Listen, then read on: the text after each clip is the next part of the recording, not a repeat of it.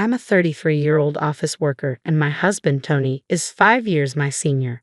We've been married for 7 years, but currently, due to certain circumstances, I live with my mother. You might be wondering how I ended up in this situation.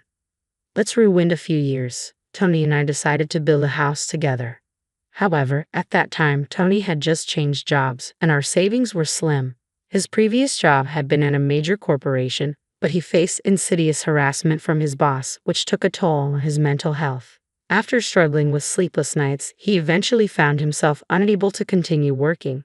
Tony sought help from a psychiatrist and took a leave of absence for about 3 months. Despite his efforts, he couldn't bounce back, leading to his resignation. With only my salary to rely on, we managed to get by, but it was a challenging time.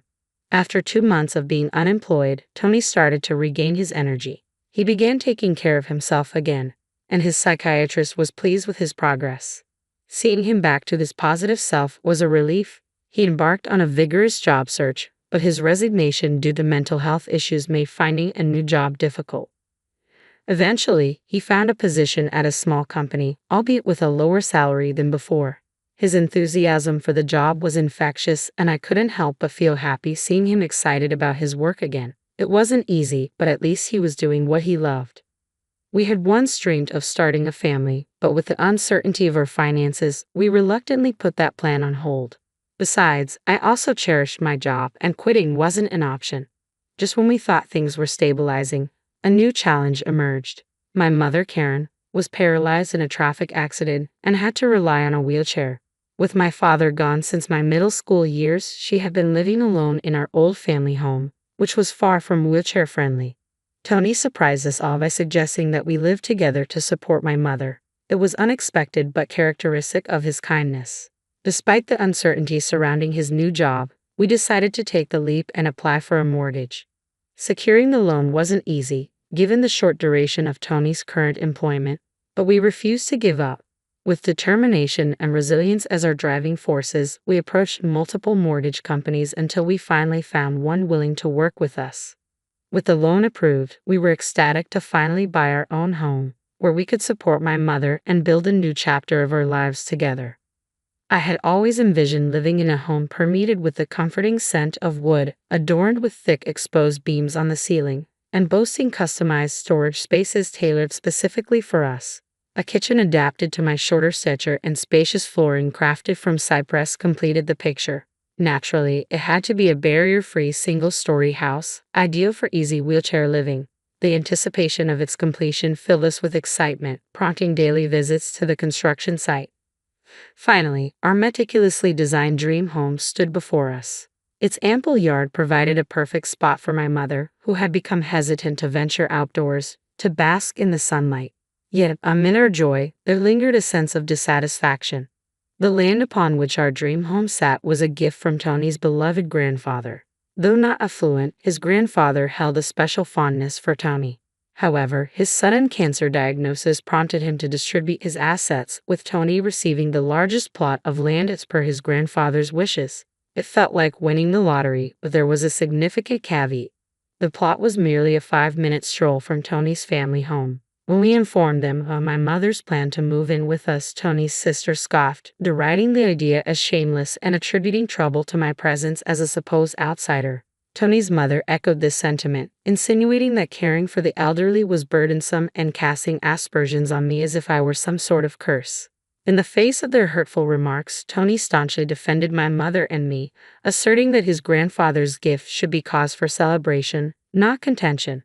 Despite his efforts, it became apparent that Tony's mother and sister harbored a level of malice that bordered on world class.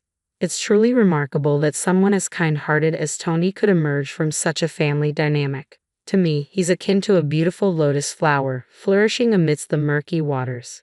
Tony often remarked about his family, citing them as prime examples of what he didn't want to emulate at home.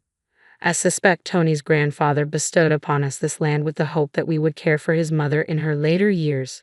Despite having other properties, he allocated Tony's sister a parking lot situated a mere 10 minutes walk from their family residence.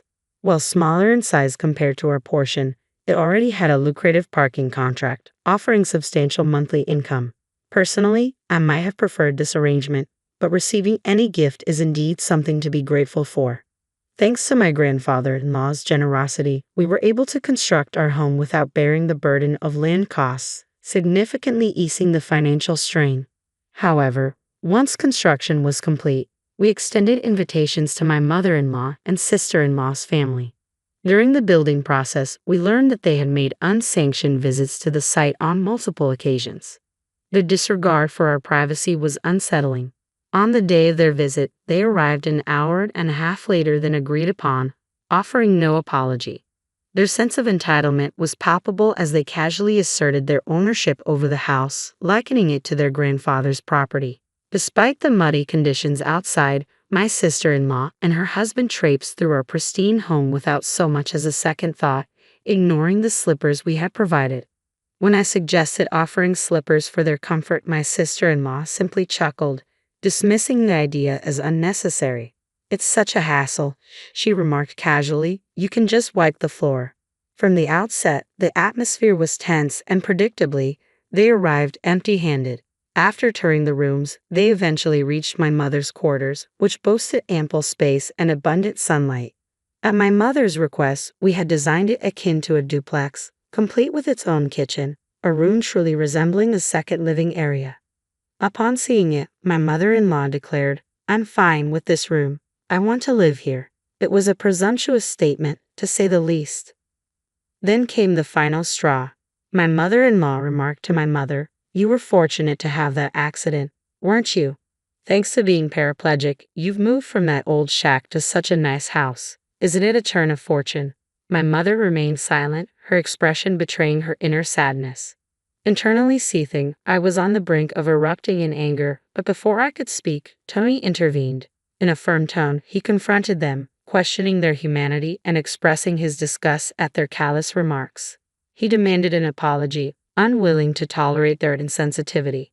Instead of remorse, they responded with defensiveness. My sister-in-law accused Tony of being high and mighty, while my mother-in-law attributed Tony's supposed misfortunes to our marriage. But Tony refused to back down, vehemently defending my mother and our family. Frustrated by Tony's unwavering stance, my mother-in-law and sister-in-law eventually left, shooting me a contemptuous glance. My mother, witnessing the confrontation, offered Tony a heartfelt apology, acknowledging the pain their words had caused. In the aftermath, amidst the lingering tension, my mother extended her own apology to Tony. "I'm sorry," she said, a glimmer of remorse evident in her eyes. "I must have upset your mother and sister. I'm sorry I dampened the mood on the day of the housewarming party." Tony, however, insisted that the blame rested on him. "It's embarrassing," he said. "They really lack decency. But I'm truly sorry. I'm happy to be living with you. Please understand that." As my mother began to tear up, I reassured her. Our new home was close to Tony's parents' house, surrounded by neighbors who had known Tony since childhood. Their kindness towards us eased the transition into our new life. 4 months had passed since that incident, and we were starting to settle into our new routine. My mother's smiles were becoming more frequent. Then one day, I received a call from home while I was at work. Such calls were rare, and a sense of foreboding gripped me.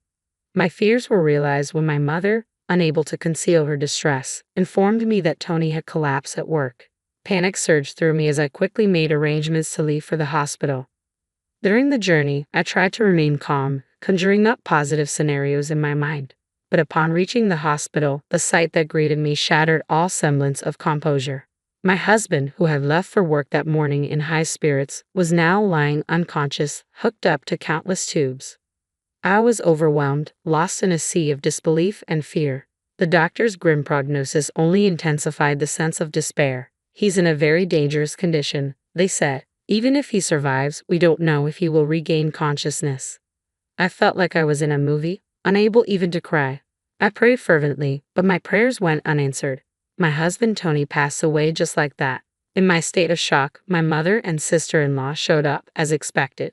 Upon hearing of Tony's passing, my sister-in-law accused me aggressively. "Did you poison him or something? Were you after his life insurance money?" My mother-in-law joined in, cornering me with her harsh words. "Bad things always happen when you're around. Just like your mother, you really are a jinx." I was too devastated to respond. At that moment, My mother arrived in a caregiver's taxi, tears streaming down her face at the loss of Tony. Seeing her cry finally broke through my shock, and I began to sob as well. As we cried together, my mother-in-law sneered, "Oh, stop it. Can't you quit the fake crying? My son changed after meeting you. Now that he's gone, I don't want to see your faces ever again. They'll appear before us again." With that, she left the hospital. A funeral director soon arrived to help us arrange the funeral. Tony's cause of death was a subarachnoid hemorrhage. It was unimaginable. He had been perfectly fine that morning. When I informed my mother-in-law about the funeral schedule, she responded coldly, "He's always sided with you too, so I won't attend the funeral. My daughter won't come either." True to her word, neither she nor my sister-in-law and her husband attended the viewing. Despite their absence, many of Tony's colleagues and friends came to pay their respects. Their presence was a testament to the love and respect Tony had earned. The turnout at the funeral was similarly large, and I could see that Tony was deeply missed.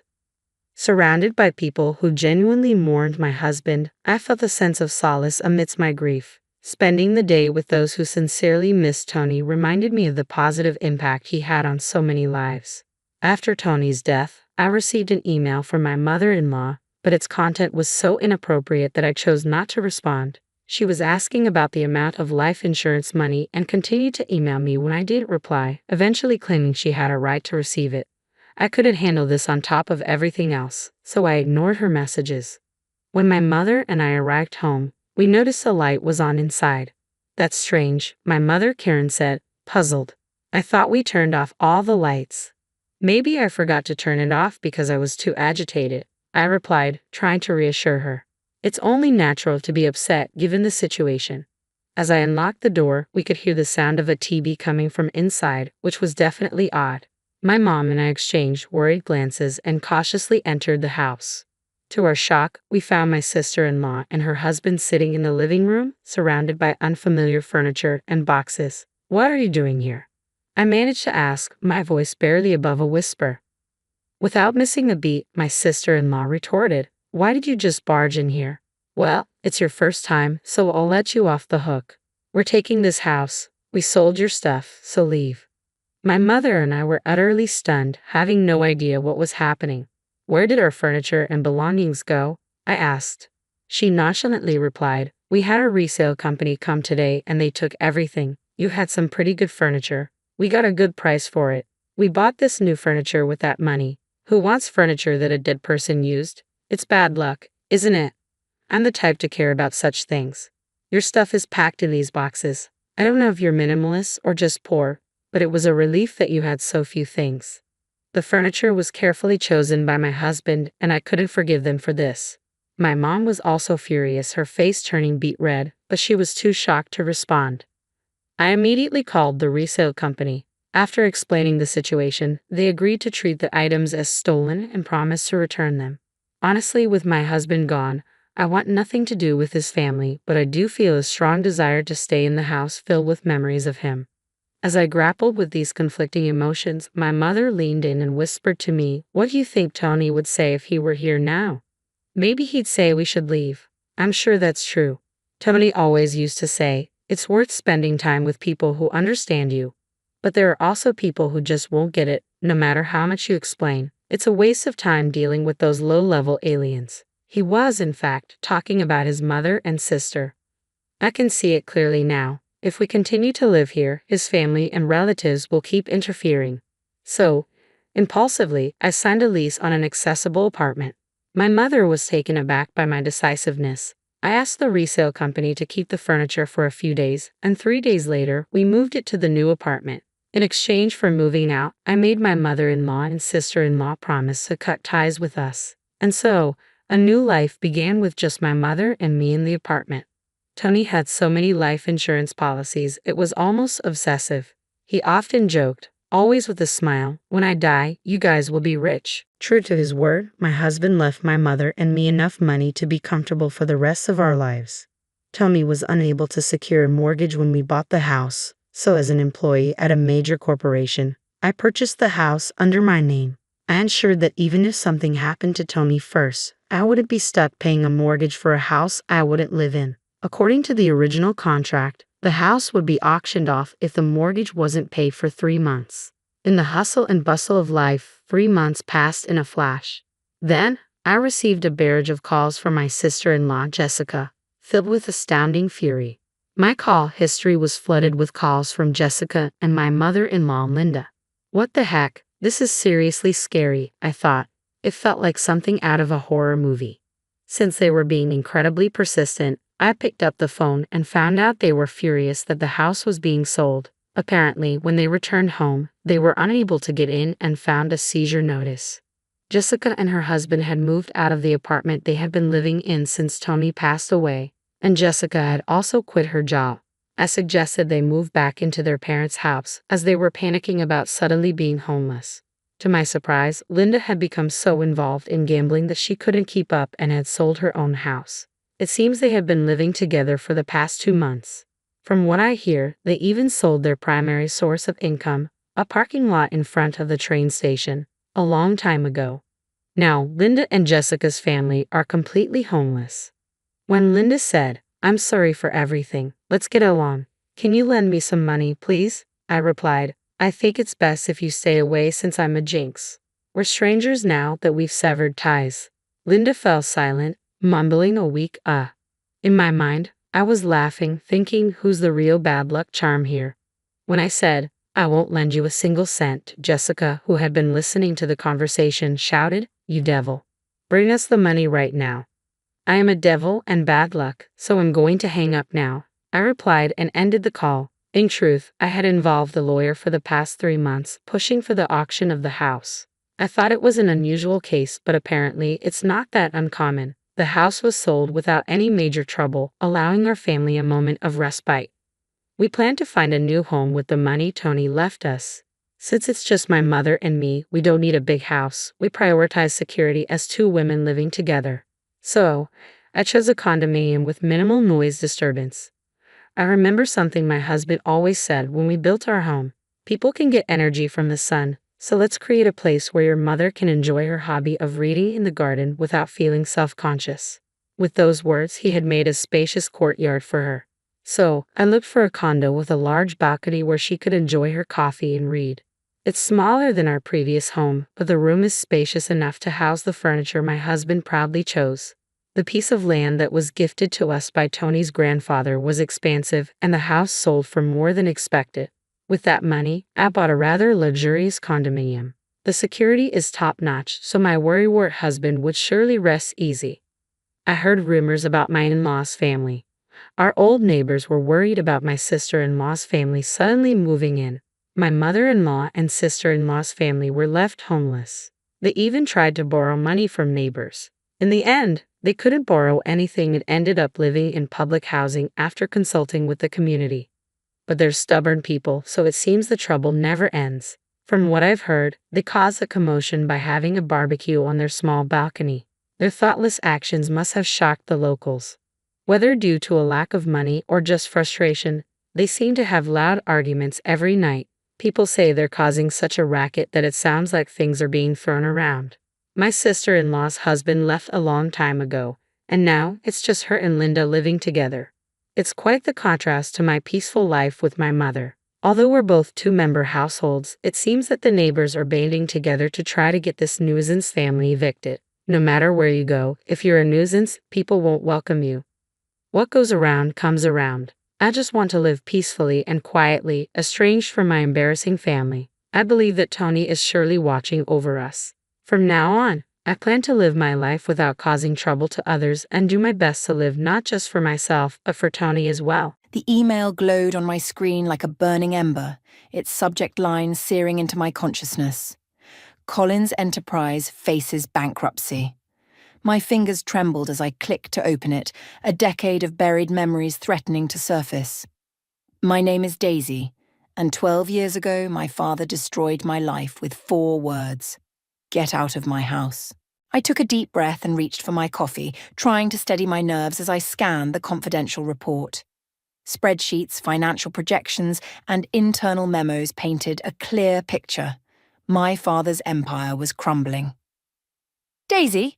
Eliza's voice cut through my thoughts as she appeared in my office doorway. The board meeting starts in 10 minutes. Look at this, I said, turning my laptop toward her. Eliza's heels clicked against the hardwood floor as she circled my desk, her eyes widening as she read. Is this verified? 3 separate sources. I closed the laptop. He's losing everything. Are you okay? Eliza's hand squeezed my shoulder. She was one of the few people who knew my whole story, who'd been there when I'd shown up at her apartment that rainy night, mascara streaking down my face. I'm fine, I lied, standing up and smoothing my skirt. It's just business. But it wasn't just business. It never had been. The memory hit me like a physical blow, standing in my father's study, watching his face contort with rage as he waved the photos in my face, photos of my mother with another man. You knew, he'd roared. You knew about the affair and you said nothing. Dad, I swear I didn't. Don't lie to me. His fist had slammed against his mahogany desk. Your mother confessed everything. You helped her hide it. My own daughter. That's not true, I'd pleaded, but he wouldn't listen. He never listened. My phone buzzed, jolting me back to the present. A text from Lionel. Did you see the news? Otto's stock is in freefall. We should head to the meeting, Eliza said softly. I nodded, gathering my things. As we walked toward the conference room, employees nodded respectfully. None of them knew that their CEO had once been thrown out onto the street with nothing but a backpack and a few $100s. The board's nervous about the merger, Eliza murmured as we approached the glass doors. Phoebe's been stirring up concerns about risk exposure. Let her, I said, pushing open the door. I've dealt with worse than Phoebe MacDonald.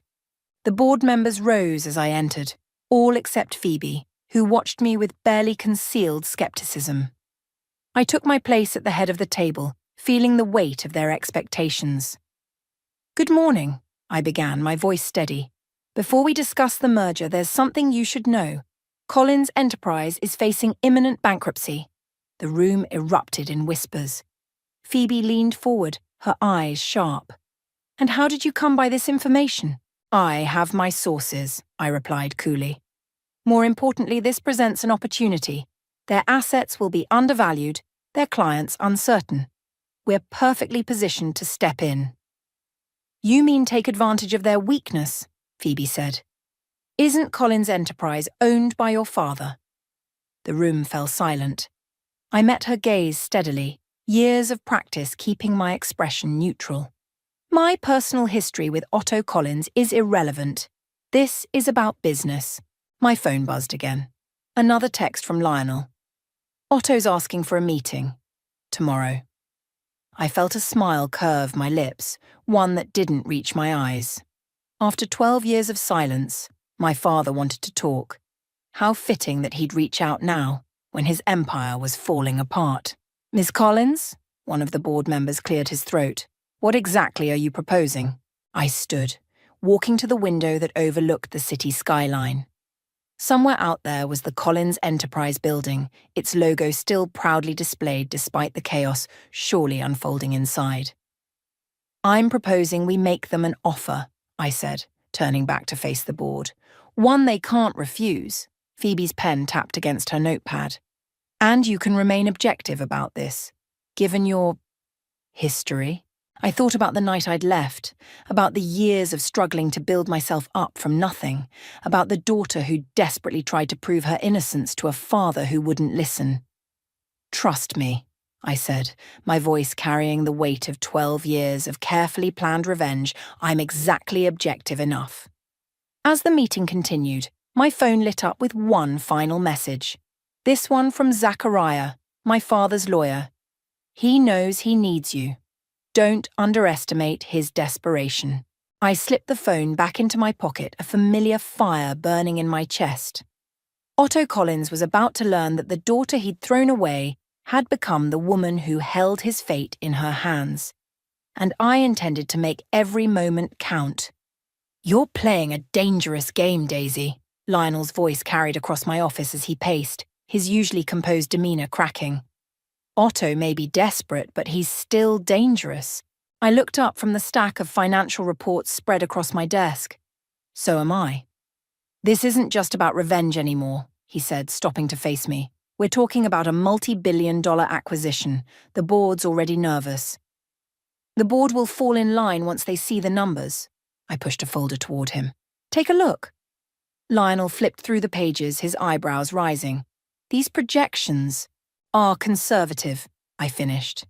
Even with their current losses, Collins Enterprises' intellectual property alone is worth twice what we'd pay in a hostile takeover. A knock at the door interrupted us. Eliza entered, her face tense. Phoebe's called an emergency board meeting for tomorrow morning. She's questioning your judgment. Of course she is. I stood walking to the window. The city lights twinkled below, a constellation of possibilities. Let her question. I've earned my position here. By becoming exactly what your father accused you of being. Lionel's words hit like a slap. I spun around. Excuse me? He held up his hands. I'm on your side, Daisy. Always have been. But using insider information, leveraging personal connections, it's exactly what he claimed you did with your mother's affair. That was different, I snapped. I was innocent then. And now? Before I could answer, my phone rang. The caller ID made my heart skip. Zachariah. Put it on speaker, Eliza suggested. I answered, placing the phone on my desk. This is Daisy. Your father's condition for tomorrow's meeting. Zachariah's voice crackled through the speaker. He wants it at the house. The house. My childhood home. The place I'd been thrown out of 12 years ago. Absolutely not, Eliza interjected. That's completely inappropriate for a business meeting. It's not a business meeting, Zachariah replied. Not really. And you know it, Daisy. I caught Lionel's eye. He gave a slight nod. Fine, I said. Tell him I'll be there at noon. After hanging up, silence filled the office. Eliza broke it first. You can't go alone. Yes, I can, and I will. I gathered my papers into my briefcase. But first, we need to handle Phoebe. I might have something that could help, Lionel said, pulling out his tablet. Remember that merger she pushed through last year? The one that seemed too good to be true? He pulled up a series of documents, and as we read through them, a plan began to form. By midnight, we had everything we needed. The next morning, I walked into the board meeting wearing my sharpest suit and my coldest smile. Phoebe sat near the head of the table, practically vibrating with righteous indignation. Before we begin, I announced, I'd like to address the concerns about my objectivity regarding Collins Enterprise. Concerns is putting it mildly, Phoebe interrupted. You're letting personal vendetta drive business decisions. I placed a folder in front of each board member. Inside, you'll find detailed financial projections for the acquisition, along with something else interesting, documentation of insider trading related to the Maxwell merger last year. Phoebe's face went white. I believe, I continued smoothly, the board member who orchestrated that deal should recuse themselves from questioning anyone else's judgment. The room erupted in whispers as Phoebe gathered her things and fled. I remained standing, waiting for the chaos to settle. Any other concerns about my leadership? Silence answered me. One by one, the board members shook their heads. After the meeting, Lionel caught up with me in the hallway. That was brutal. That was necessary, I corrected. Now, if you'll excuse me, I have a lunch meeting to prepare for. Daisy. He caught my arm. Whatever happens at the house, remember who you are now, not who you were then. I pulled away gently. That's exactly what I'm counting on. Back in my office, I opened my desk drawer and pulled out the only photo I had from before. My father and me at my college graduation, both smiling, his arm around my shoulders. It was taken 3 weeks before everything fell apart. My phone buzzed with a text from my mother. Heard about Otto's troubles? Be careful, sweetheart. He's not the man we knew. I hadn't spoken to her in years, not since she'd moved across the country with her new husband. Her betrayal had cost me everything, yet somehow she'd escaped the fallout unscathed. Neither am I texted back, then blocked her number. Eliza appeared in my doorway. Car's ready. Last chance to let me come with you. I shook my head, standing and gathering my things. This is between me and him. As I stepped into the elevator, I caught my reflection in the mirrored walls. Gone was the terrified 20-year-old girl who'd been thrown out into the rain. In her place stood someone stronger, someone who'd learned that the best revenge isn't served cold. It's served with a smile and a legally binding contract. The doors closed, and I began my descent toward the confrontation 12 years in the making. The iron gates of my childhood home creaked open as my car approached. The sound sent a shiver down my spine. They never used to creak. My father had always insisted on impeccable maintenance. I parked in the circular driveway, my modern BMW looking out of place among the manicured gardens that had once been my mother's pride and joy. Now they were overgrown, roses climbing wildly over their trellises. "Ms. Collins," a voice called out. Martha, our old housekeeper, hurried down the front steps. Her hair had gone completely grey, but her eyes were just as kind as I remembered. "Martha," my voice cracked as she pulled me into a tight hug. "I didn't know you still worked here." "Someone has to look after him," she whispered, pulling back to study my face. "You look just like your mother." I flinched. "Is he inside?" "In the study. Where else?" She squeezed my hand. "He's been in there all morning, going through old papers." The front door opened with the same gentle creak it always had, and the familiar scent of lemon polish and old wood wrapped around me. Family photos still lined the entrance hall, but I noticed all the ones featuring my mother or me had been removed, leaving conspicuous empty spaces on the walls. "Would you like some tea?" Martha asked. "No, thank you. I'd rather get this over with." I climbed the stairs, my heels sinking into the thick carpet. At the top, I paused outside my old bedroom. The door was closed, probably locked. I wondered if everything was still exactly as I'd left it that night. "It's exactly the same," Martha said softly behind me. "He never let anyone touch it." Before I could respond, a voice boomed from down the hall. "Is that her?" I turned to see my father standing in the doorway of his study. He'd aged more than I'd expected. His hair now completely white, his tall frame slightly stooped. But his eyes were as sharp as ever. "Hello, Father." He didn't respond, just turned and walked back into his study. I followed, noting the empty whiskey bottles on his desk that Martha hadn't managed to clear away yet. "Sit," he commanded, gesturing to one of the leather chairs facing his desk, the same chairs where I'd sat countless times before, learning about business at his knee, before everything went wrong. "I prefer to stand." "Still stubborn," he muttered, lowering himself into his chair. "Just like your mother." "I'm not here to discuss Mom." I placed my briefcase on his desk. "I'm here to discuss the future of Collins' enterprise." He laughed, a harsh sound with no humour in it. "The vultures are circling already. My own daughter, coming to pick at the carcass of my life's work. You gave up the right to call me your daughter 12 years ago. I pulled out a stack of papers. "These are the terms of our offer. It's more than fair, considering your company's current position." He didn't even glance at the documents. "Do you remember what I taught you about hostile takeovers?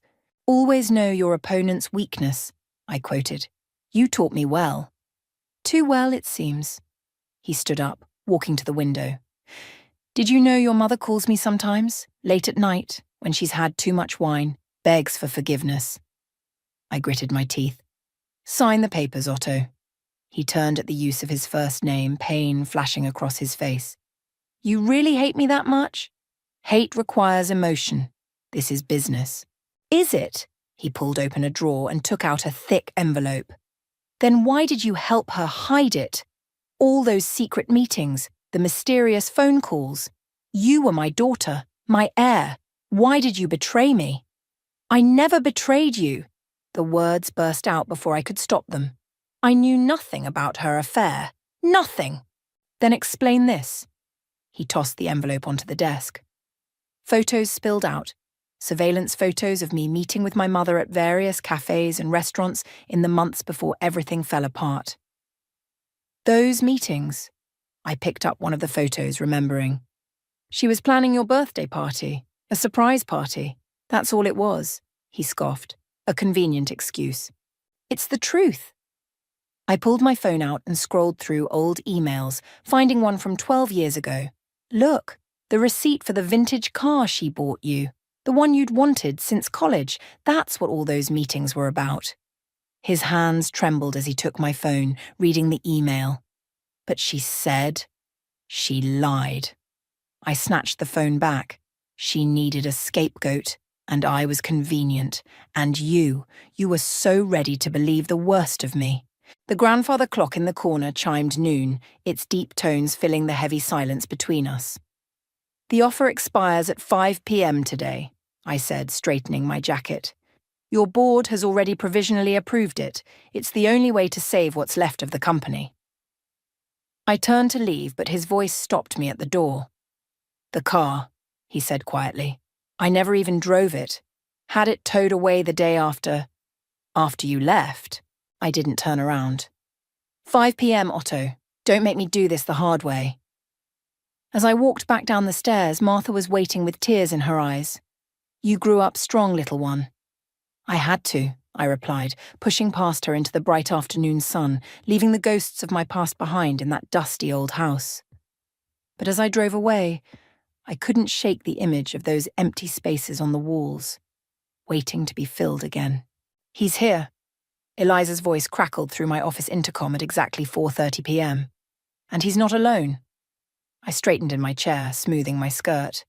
Who's with him? Zachariah. And they're carrying a large briefcase. Send them in. The door opened and my father walked in, looking even more haggard than he had at the house. Zachariah followed, clutching a worn leather briefcase that I recognized from my childhood, the one my father had always said contained his most important documents.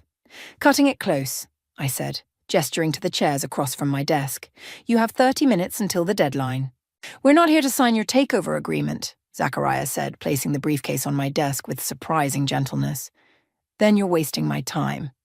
I reached for my phone. I'll have security escort you out. Daisy, my father's voice cracked. Please, just look inside. Something in his tone made me pause. I'd never heard him say please before, not once in my life. What's in it? The truth, Zachariah answered, opening the briefcase and pulling out a thick manila envelope. About everything that happened 12 years ago. My hand trembled as I took the envelope. I already know what happened.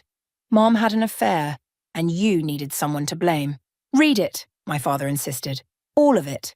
I pulled out the contents, photographs, letters, bank statements, and what looked like private investigator reports. The first photo made my blood run cold. It showed my mother meeting with a man I didn't recognize, but it wasn't in a romantic setting. They were in what appeared to be an underground parking garage. Keep going, Zachariah urged. The next document was a bank statement showing regular transfers from my mother's private account to an offshore number. Large transfers. The dates aligned perfectly with her supposed affair. I don't understand, I muttered, spreading the papers across my desk. Your mother wasn't having an affair, my father said quietly. She was being blackmailed. The words hit me like a physical blow. What? The man in those photos worked for our biggest competitor at the time, Zachariah explained. He had evidence that could have destroyed your father's company, evidence of some questionable dealings from the early days. My father stood up, pacing the office. Your mother discovered it first. Instead of coming to me, she tried to handle it herself. Protect me. Protect the company. But you said... I shuffled through more photos, seeing my mother looking increasingly distressed in each one. I found out about the meetings, the money transfers, jumped to conclusions. He stopped at the window, staring out at the city skyline. When I confronted her, she let me believe the affair story, said it would be better that way. Better than what? Better than the truth coming out. Zachariah pulled out another document. This would have sent your father to prison. Your mother knew that. So she sacrificed herself, I whispered. But why did you blame me? My father turned back, his eyes red. Because she convinced me you were helping her hide the affair. Said you were covering for her because you were angry at me for never being home, always working. It made sense at the time. You two were always so close, and you believed her. The words tasted bitter in my mouth. Without even asking me. I was a fool. He sank back into the chair. By the time I discovered the truth, you were gone. Your mother had moved away, and I was too proud to admit I'd been wrong. The office fell silent except for the ticking of the wall clock, 4:45 p.m. Why now? I asked finally. Why tell me this after all these years? Because, Zachariah said, your mother is back in town, and she's demanding control of her shares in Colin's enterprise. Shares she's not entitled to, my father added. Not after what she did, but with the company vulnerable. She could force a sale to our competitors, I finished, understanding dawning. The same ones who blackmailed her. Yes. My father pulled out one final document. This is a different proposal, not a hostile takeover, but a merger. Equal partnership. I stared at the paper, my carefully planned revenge crumbling around me. And what about the truth? Do we just bury it again? No. He reached into his pocket and pulled out a USB drive. Everything's here. What your mother did, what I did to you. Release it however you want. I deserve whatever comes. The clock struck 4:50 p.m. In 10 minutes, I could destroy him completely. Take everything he'd built. It was what I'd planned for 12 years. Instead, I found myself asking, does Mom know you're here? No, Zachariah answered. She's meeting with the board tomorrow morning. I picked up the merger proposal, scanning its terms. Give me your phone. My father handed it over without question. I punched in a number I'd memorized years ago but never used. Who are you calling? He asked. Martha, I replied, my voice steady. Tell her to get my old room ready. We're going to need somewhere to work late tonight if we're going to stop Mom's plan. For the first time in 12 years, I saw my father smile. A real smile, tinged with hope and regret in equal measure. The clock ticked toward 5 as we began to plan. The study looked different in the middle of the night. Shadows danced across the walls as I pored over years of financial records, my laptop casting a blue glow across the antique desk. Found something, I called out, and both my father and Zachariah hurried over. Look at these transactions, every quarter like clockwork. Shell companies, my father muttered, leaning closer, all leading back to Global Pacific Holdings, Zachariah finished. Your mother's new husband's company. I sat back, rubbing my tired eyes. She planned this from the beginning. The blackmail, the fake affair, everything. It was all about getting access to Colin's enterprise. A gentle knock interrupted us. Martha entered with a fresh pot of coffee and sandwiches. You need to eat, she insisted, setting the tray down.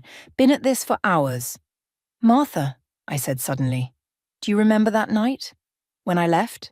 She paused, her hand trembling slightly as she poured coffee. Of course, dear. Horrible night. Your mother was so calm about it all.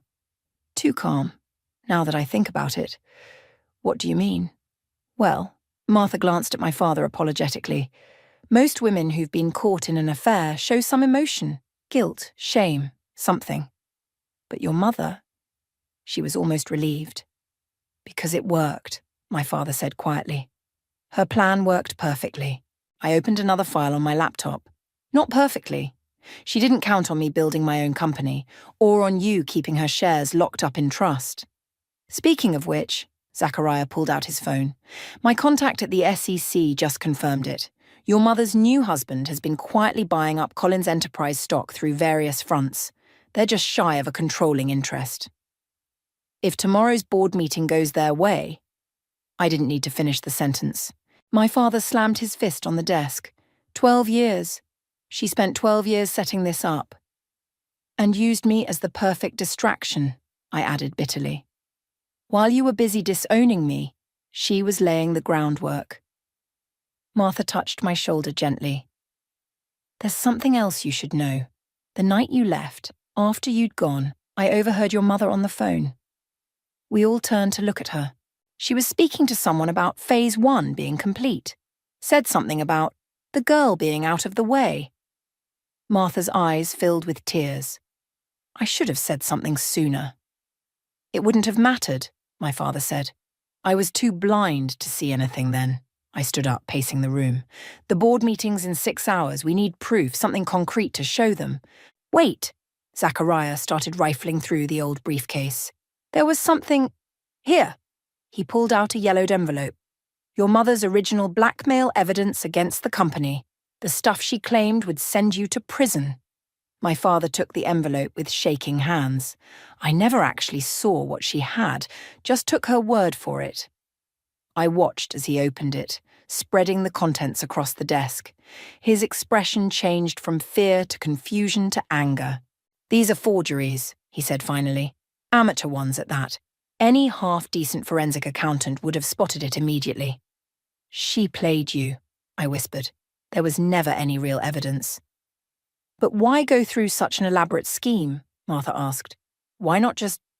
Because of me, I realized. I was next in line to run the company. She needed me gone, needed you broken, so when the time came, the company would be vulnerable, my father finished. And she'd swoop in with her new husband's resources to save it. Zachariah was already on his phone. I can have a forensic team here in an hour to authenticate these forgeries. If we can prove she knowingly used false documents for blackmail… No, I said, an idea forming. We need to let her play her hand. What do you mean?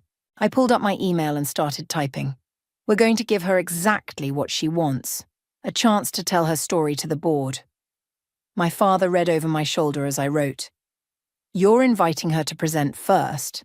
That's risky. Trust me, I said, then caught myself remembering the last 12 years. I do, he said quietly. Trust you. Now, I hit send and turned to face them all. Martha, we'll need breakfast for 15 in the main dining room at 8 a.m. Zachariah, get those documents to your forensic team, but tell them to wait for my signal. Father, I paused. How good are your acting skills?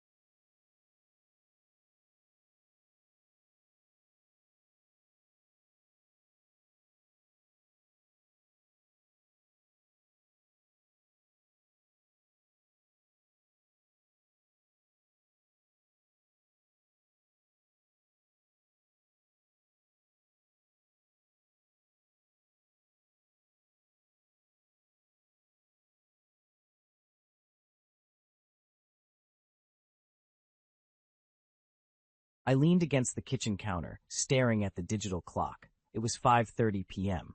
In a couple of hours, I'd be at my company's annual holiday party. But it wasn't just the axe throwing or the free drinks that had me excited. It was the rare chance for a night out with Laura, my wife. We hadn't had a proper date since, well, I couldn't even remember. Between juggling my job and her career, plus the whirlwind of raising 3 kids, Mia, 10, Jacob, 8, and little Sarah, 5. Our lives were a carousel of school runs, packed lunches, and bedtime stories. Our conversations were peppered with talk of grocery lists and parent-teacher meetings, leaving little room for anything else. So when this party was announced 2 months ago, we saw it as a golden opportunity. Laura had been on board from the start, even suggesting a late-night movie after the party. I remember how her eyes had sparkled with that suggestion, a flicker of our dating days. I had called Mrs. Henderson, our trusted babysitter, weeks in advance, ensuring she'd be there to watch the kids. Everything was set for a perfect evening. The sound of the front door opening snapped me out of my reverie. Laura walked in, her shoulders slumped, her usually bright eyes clouded with fatigue. My heart sank. I knew that look. "Rough day?" I asked, already bracing myself for the answer. She sighed, dropping her bag on the chair. "The worst. I'm not up for the party tonight. I'm sorry. I just can't." I felt a twinge of disappointment, but masked it quickly with a nod. "I understand. Bad days happen." As she trudged upstairs, I pulled out my phone and dialed Mrs. Henderson's number. "Hey, Mrs. Henderson, I'm really sorry, but we won't be needing you tonight. Laura's had a tough day and won't be coming to the party with me. Of course, I'll Venmo you the cancellation fee." It seemed like the sensible thing to do. Why have a babysitter when Laura was home? Minutes later, as I was knotting my tie, Laura reappeared, looking slightly more composed. "When's Mrs. Henderson arriving?" she asked. I paused, confused. I canceled her. You said you weren't coming, so I thought."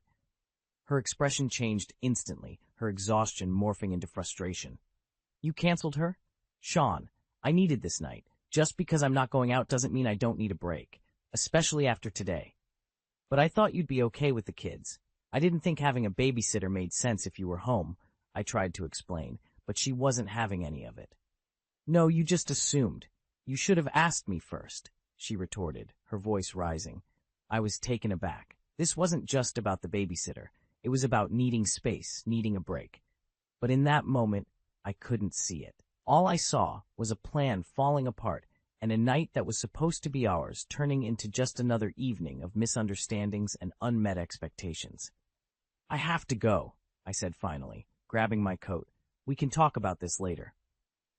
As I left, her words echoed in my head, a mix of frustration and guilt beginning to stir within me. The night was off to a rocky start, and little did I know, it was only going to get more complicated. The drive to the venue was a blur, my mind stuck in a loop replaying Laura's words. Could I have handled it better? Maybe. But at that moment, in my mind, I was being practical. The sound of the axe thudding into the wooden target snapped me back to reality. I was at the party, but far from present. I mingled half-heartedly, offering smiles and nods where necessary. My colleagues seemed to be enjoying the novelty of axe throwing, their laughter and cheers filling the room. But I couldn't shake off the image of Laura, looking both defeated and frustrated. "Hey, Sean, you all right?" Mark, a colleague and a friend, nudged me as I missed the target yet again. "Yeah, just thinking about something at home," I admitted, my throat going wide once more. "Trouble in paradise?" he asked, half joking. I shrugged. Laura had a bad day, decided not to come. I canceled the babysitter, and now she's upset about it. Mark raised an eyebrow. "You canceled the sitter? Dude, that's risky territory." I defended my decision. It didn't make sense to have one when she was home. I thought I was doing the right thing. Mark was thoughtful for a moment. "Sometimes what seems logical to us isn't what they need. Did you ask her before canceling?" The question hit home. I hadn't. I assumed, and now I was at a party, my mind miles away. My phone vibrated in my pocket. Texts from Laura, each one a crescendo of frustration and exhaustion. The kids were being particularly challenging, and Mrs. Henderson wasn't answering her calls. I excused myself from the group, stepping outside for a moment of quiet. The cold air was a slap to my face, a wake-up call. I dialed Mrs. Henderson, hoping she'd pick up, but it went to voicemail. I texted Laura, trying to placate her, saying I'd come home early. I leaned against the wall, feeling the weight of my decision. It wasn't just about tonight. It was about understanding, about recognizing when to step in and when to step back. In my effort to be logical, I had overlooked her need for space, for a moment of respite from the daily chaos. The party buzzed inside, a stark contrast to my internal turmoil. I realized then that this wasn't just about a canceled babysitter. It was about empathy, about seeing beyond the surface of I'm fine and it's okay. With a heavy heart, I decided to leave the party early, my mind filled with apologies and resolutions. But as I drove back, I couldn't help but feel a sense of failure, not just in misjudging the situation, but in missing an opportunity to support Laura when she needed it the most. The vibrant noise of the party faded into the background as I stepped into the cold night, the door closing behind me with a soft thud. I should have been there, throwing axes, laughing, maybe even winning some silly prize. Instead, I was heading home, my mind a turmoil of regret and confusion. Driving back, the empty passenger seat next to me was a stark reminder of how the evening was supposed to unfold. Laura and I, side by side, sharing laughs, maybe stealing a kiss or two. But reality was far different. I glanced at my phone, resting on the dashboard, lighting up with Laura's messages, each one a mix of frustration, exhaustion, and a hint of desperation. As I navigated the familiar streets, my thoughts wandered to Laura. She had been looking forward to tonight, not just as a date, but as a break from our everyday life. I realized then how much she needed this, not just a night out, but a night off. From being a mom, from responsibilities, from everything. I remembered our earlier days, the spontaneity, the freedom. Things had changed, understandably, but had I become so engrossed in the mechanics of our life that I forgot to look at the person living it with me? Pulling into the driveway, I braced myself. The lights were on, shadows moving behind the curtains. The normalcy of the scene was a stark contrast to the chaos I was about to walk into. As I opened the door, the sound of laughter and crying, meshed with the TV's blare, greeted me. The kids, oblivious to the tension, were scattered around, Mia on her tablet, Jacob building a fort out of cushions, and little Sarah, her eyes red from crying, clutching her favorite stuffed animal. Laura was on the couch, a picture of exhaustion, surrounded by toys and books. She looked up, her eyes a mix of relief and resentment. "You're back early," she said, her voice tired. I nodded, taking in the scene. Yeah, it didn't feel right being there. We talked, or more accurately, tried to talk over the kids' noise. It was a conversation punctuated with interruptions, a spilled drink, a sibling squabble, 1,000 tiny demands that Laura navigated with a weary expertise.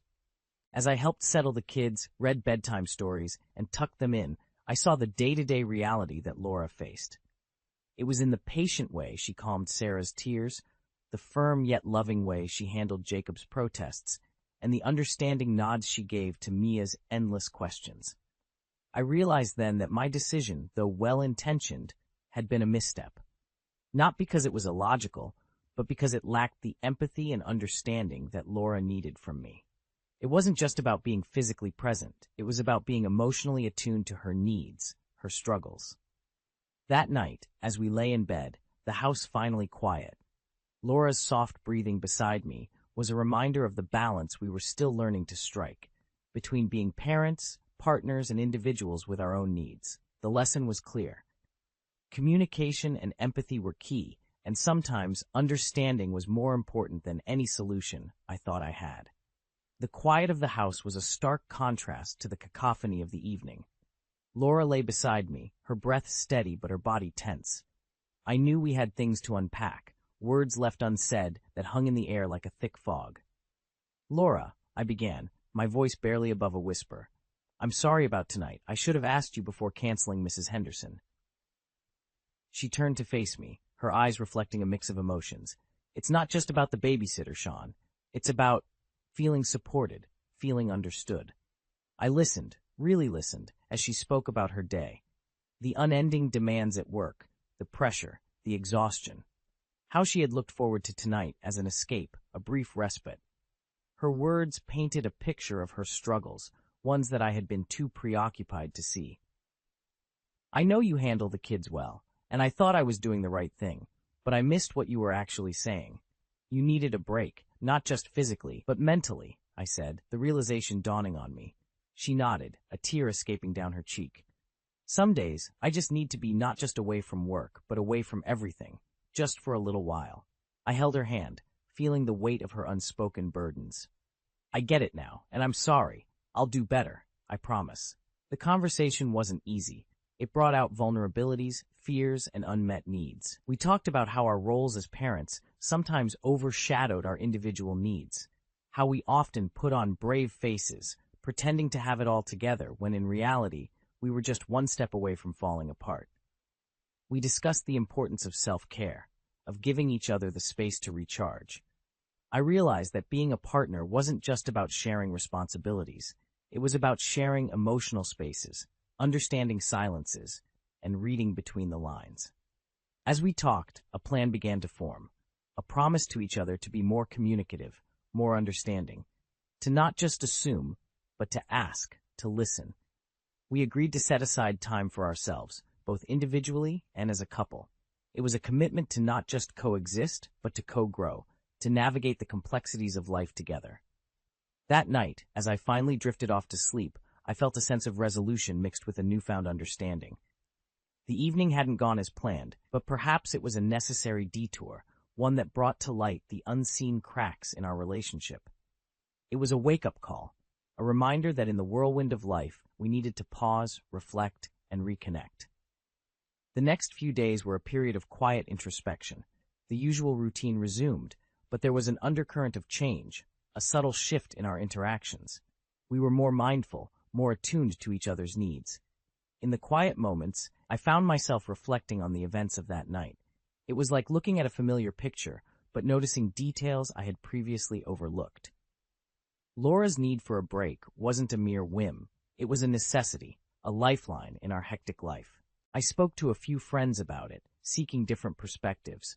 Some echoed my initial logic, but others offered insights that broadened my understanding. They talked about the importance of mental health, of giving each other space to breathe. It was a learning curve, understanding that sometimes what's logical isn't always what's needed. During a lunch break, I called Laura. "How's your day going?" I asked, a simple question, but laden with genuine concern. "Better," she replied, and I could hear the smile in her voice. "Thanks for asking."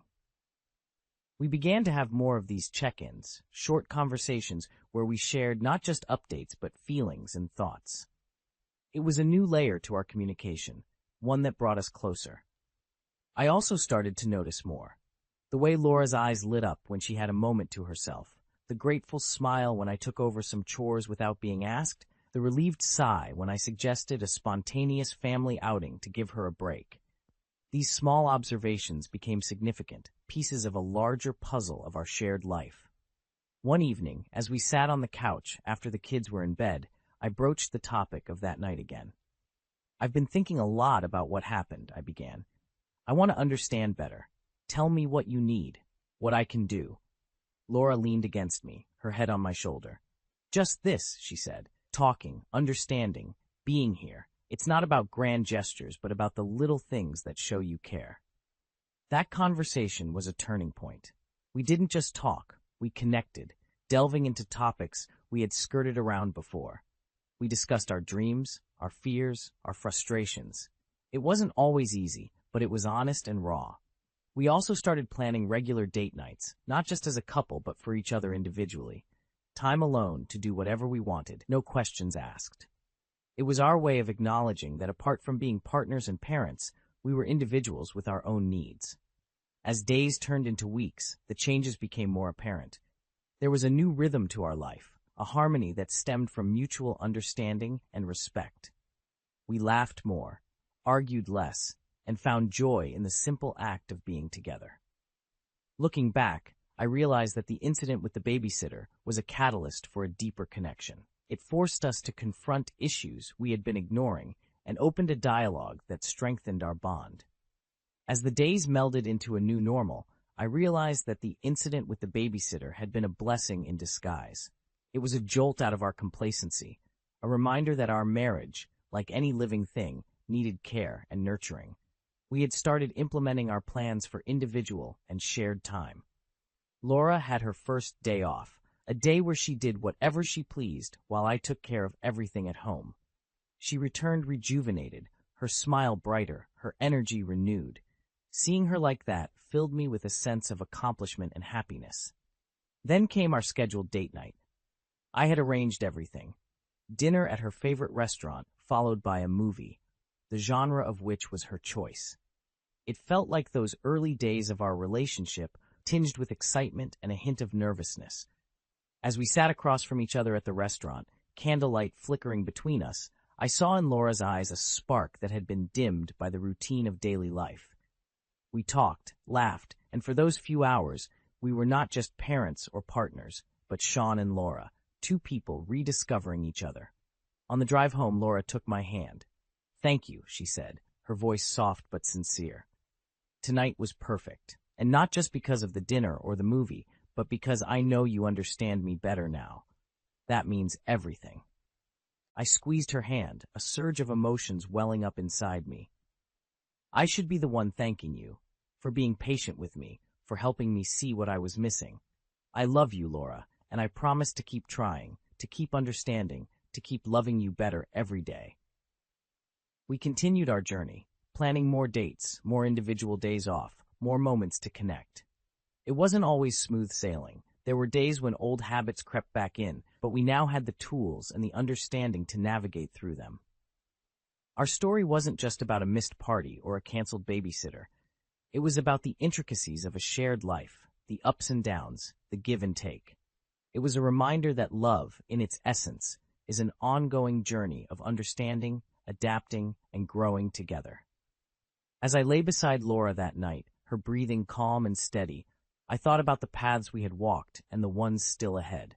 I knew there would be challenges, but I also knew that as long as we walked them together, with empathy and love, we would not just endure, but thrive. In the quiet of the night, I made a silent vow, to not just be a husband or a father, but to be a partner in every sense of the word. A partner who listens, who understands, who supports. And with that vow, I drifted into a peaceful sleep, ready for the days ahead, filled with love, challenges, and endless possibilities. The name tag in my hands reads, Juliet Lucas, sister of the bride, the failure. I stare at those last two words written in my mother's perfect cursive, probably meant as a joke. Probably. The wedding reception swirls around me in shades of champagne and ivory, a perfect Pinterest board come to life.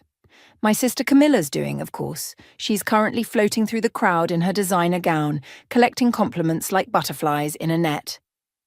I down my second glass of wine and try to remember why I agreed to be part of this circus. "Jules!" Camilla's voice cuts through the ambient chatter. "Come meet Leo's work friends." I paced on my best supportive sister smile and wade through the sea of pastels and pearls. More introductions. More explaining that yes, I'm an artist, and no, I don't have a real job. More sympathetic nods when they learn I teach art to elementary school kids to pay rent. Leonardo, my new brother-in-law, wraps his arm around Camilla's waist. He's objectively handsome in that investment banker way, all sharp angles and whiter than white teeth. "Jules here is our family's free spirit," he says, and everyone laughs like it's the cleverest thing they've heard all day. I excuse myself to the bathroom, needing a moment to breathe. The corridor leading to the restrooms is blessedly quiet, the music from the reception hall now just a dull thrum. That's when I spot Leonardo's phone on the decorative table outside the men's room, screen lighting up with incoming messages. I shouldn't look. I really shouldn't. But something about the preview text makes my stomach clench. I glance around, empty hallway, and pick up the phone. The messages are from someone named RW. "Miss you already. Last night was incredible. Can't wait until your business trip next week.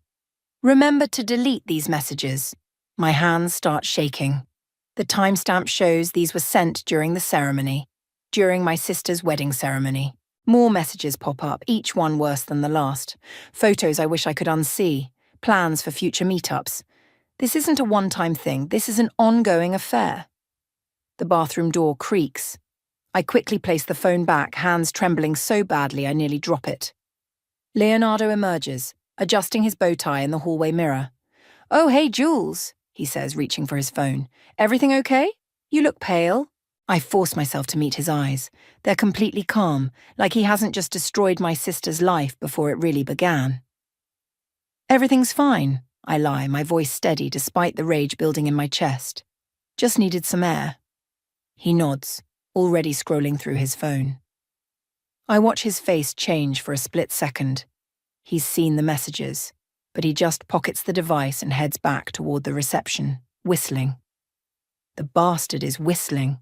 I lean against the wall, my mind racing. In the reception hall, I can hear Camilla's laugh, that pure, joyful sound I've known since we were kids. The sound that's about to shatter when she learns the truth, because she has to learn the truth, doesn't she? My mother's voice echoes in my head. "Don't make a scene, Juliet. For once in your life, don't be difficult." That's what she'll say if I speak up. That's what they all say whenever I don't play along with their perfect family narrative. But this isn't about me being difficult. This is about protecting my sister from a man who couldn't even wait until after the wedding to betray her. I pull out my phone and text Serena, my best friend. "Need you. Emergency. Reception. Bathroom. Now." While I wait, I stare at my reflection in the ornate mirror. The name tag is still stuck to my bridesmaid dress, mocking me. I rip it off, crumpling the failure into a tight ball. The bathroom door opens and Serena slips in. One look at my face and she knows something's wrong. "What happened?"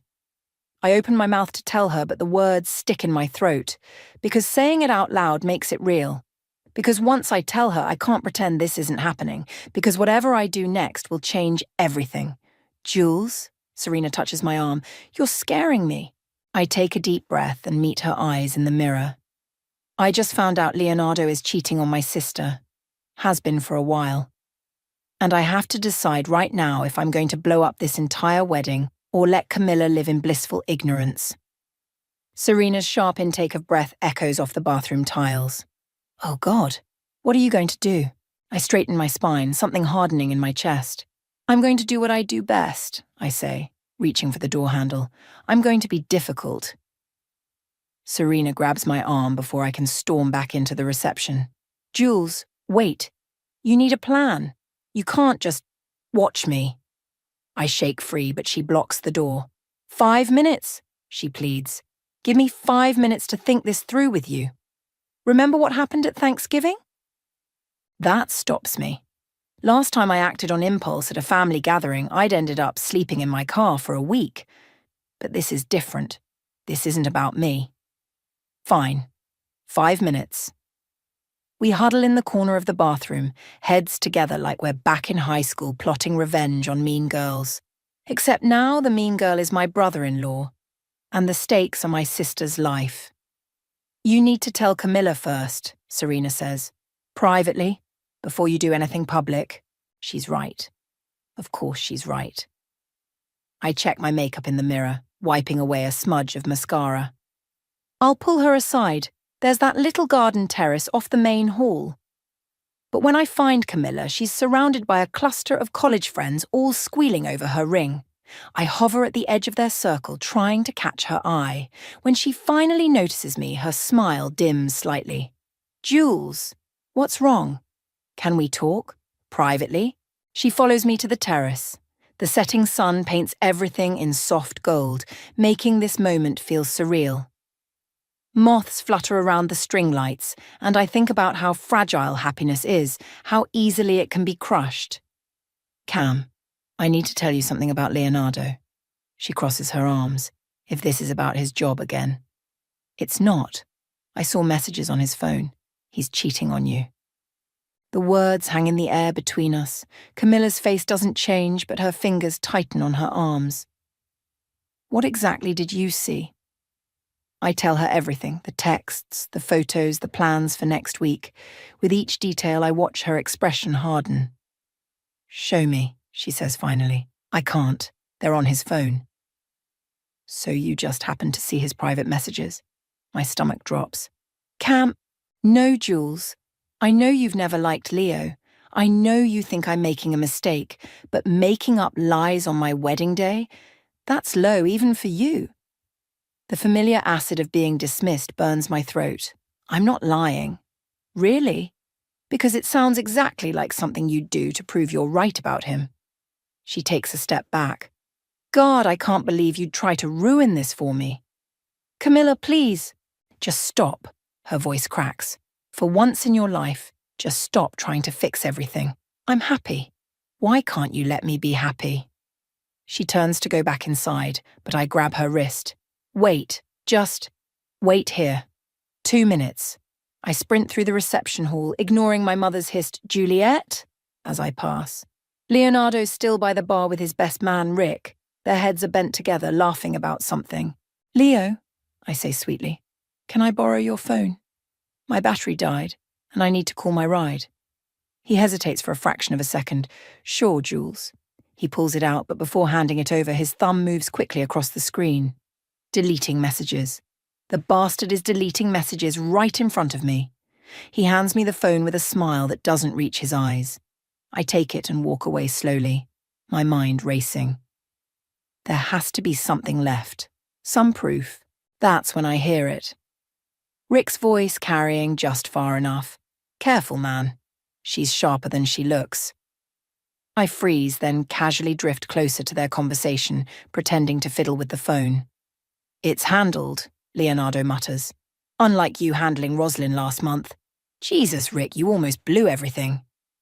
Hey, I covered for you with that whole Miami story, didn't I? Even convinced Camilla you were at that conference when you were actually… Shut up, Leonardo hisses. Not here. My hands shake as I open his photo gallery. Most recent images deleted, messages cleared. But there, in his recently deleted folder, he forgot about that. 3 photos remain, including one of him kissing a woman who definitely isn't my sister. I quickly send the photos to my own phone, then delete the evidence of the transfer. Walking back to the bar, I return his phone with a smile that matches his. All teeth, no warmth. On the terrace, Camilla's still waiting, arms wrapped around herself. Without a word, I hold up my phone, showing her the proof she demanded. She stares at the photos for a long time. Then she looks up at me and I see something break behind her eyes. What do we do now? She whispers. I take her hand. Now? Now we make him pay. The microphone feels heavy in my hand as I stand, my champagne glass tinkling against the metal. Around me, 200 faces turn expectantly, waiting for what they assume will be another saccharine toast to the happy couple. Camilla sits rigid beside Leonardo, her smile fixed in place. We spent 20 minutes in that garden terrace plotting this moment. Her words echo in my head. Make it hurt. I clear my throat. When I was 12, Camilla broke her arm falling from our treehouse. I watched her hit the ground, and I'll never forget the sound she made, this tiny broken gasp. I'm hearing that same sound today. The room stills. Leonardo's champagne glass freezes halfway to his lips. You see, my sister deserves a love story. Instead, she got a cautionary tale. I turn to face Leonardo directly. Would you like to tell everyone about Roslyn? Or should I? The colour drains from his face. In the sudden silence, someone's fork clatters against a plate. Jules! My mother's warning voice carries across the room. Sit down. No, Mom, not this time. My voice shakes, but I force myself to continue. My beautiful, brilliant sister just married a man who couldn't even wait until after the ceremony to text his girlfriend. Yes, girlfriend. Present tense. Gasps ripple through the crowd. Leonardo stands, his chair scraping against the floor. You're drunk, Juliet, and making a fool of yourself. Am I? I pull out my phone. Should we discuss the photos you forgot to permanently delete? Or maybe the Miami trip that wasn't actually a conference? Rick, the best man, shifts uncomfortably in his seat.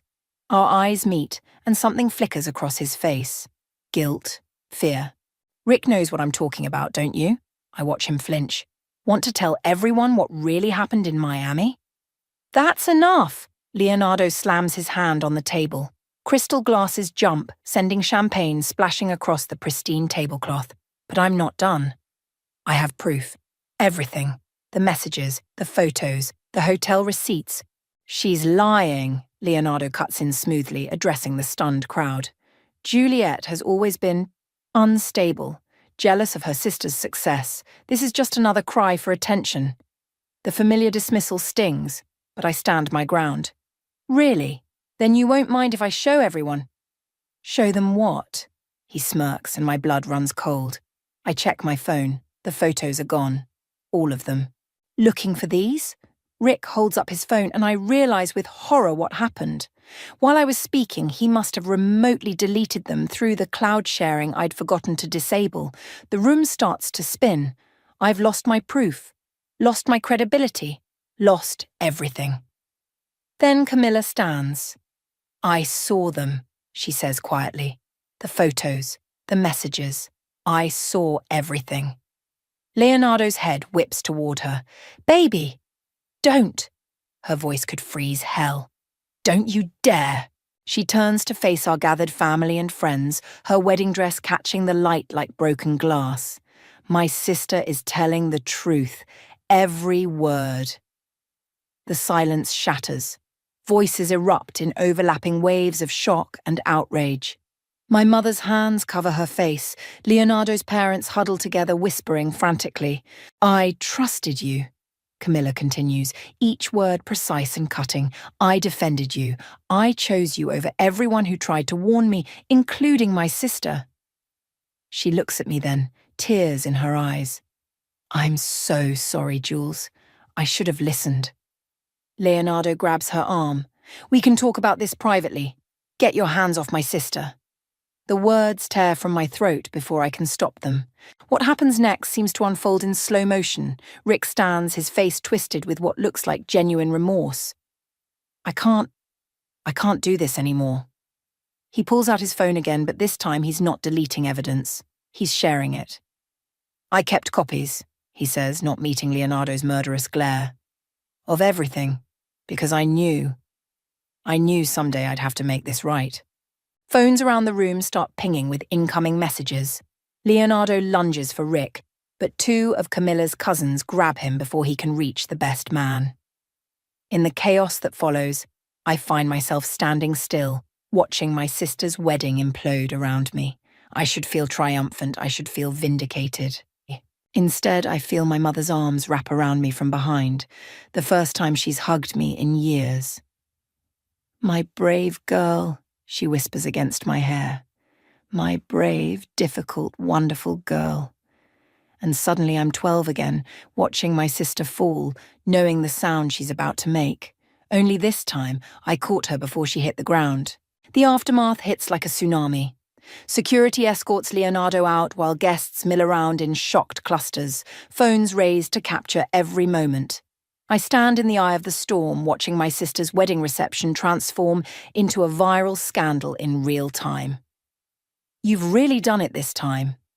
My mother's earlier warmth has evaporated. She's back to her familiar disappointed stance, arms crossed, lips pressed into a thin line. Do you have any idea how much this wedding cost? Really, Mom? That's what you're worried about? Someone has to think practically. She gestures at the chaos around us.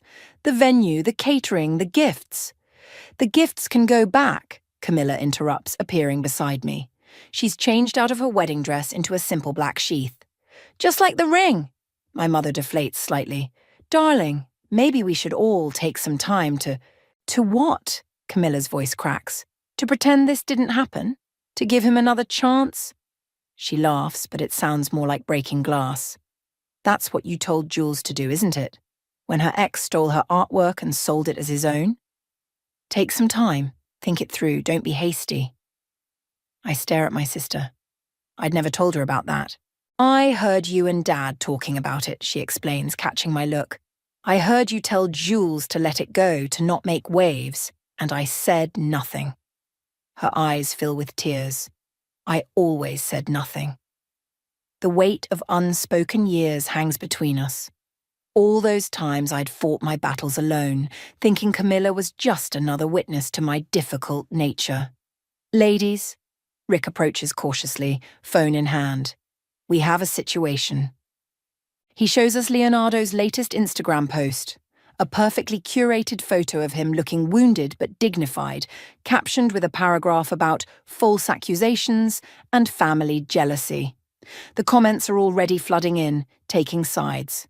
He's trying to control the narrative, Rick explains, and he's good at it, really good.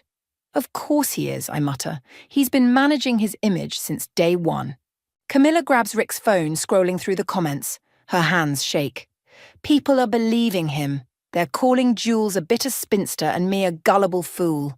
Honey, my mother starts, maybe we should take this down a notch. Think about your career. My career? Camilla's laugh turns hysterical. I'm an environmental lawyer, Mom. I literally fight corporate liars for a living, and I couldn't even spot one sleeping in my bed. She throws Rick's phone across the room. It hits the wall with a satisfying crack. I'll get you a new one, she tells Rick weakly. Don't worry about it. He runs a hand through his hair. I owe you both way more than a phone. I should have spoken up months ago. Why didn't you? I ask. He won't meet my eyes. Leonardo, he knows things. About everyone. It's how he operates.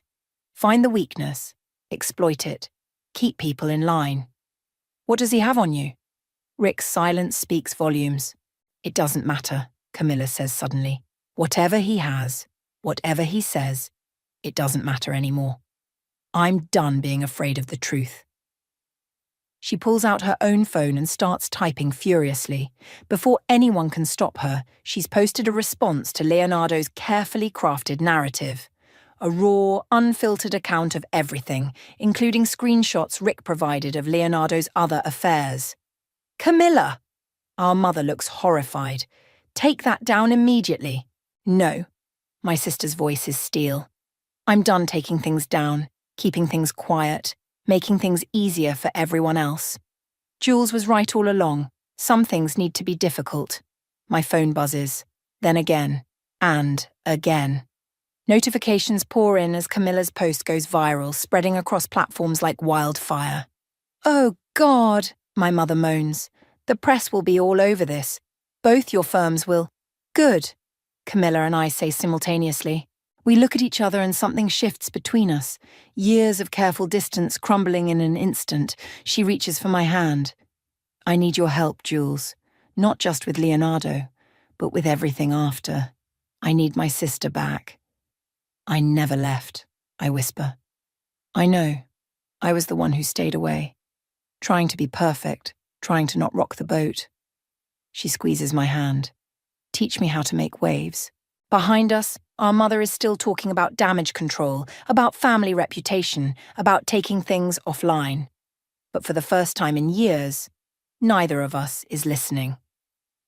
First lesson, I tell Camilla, a smile spreading across my face.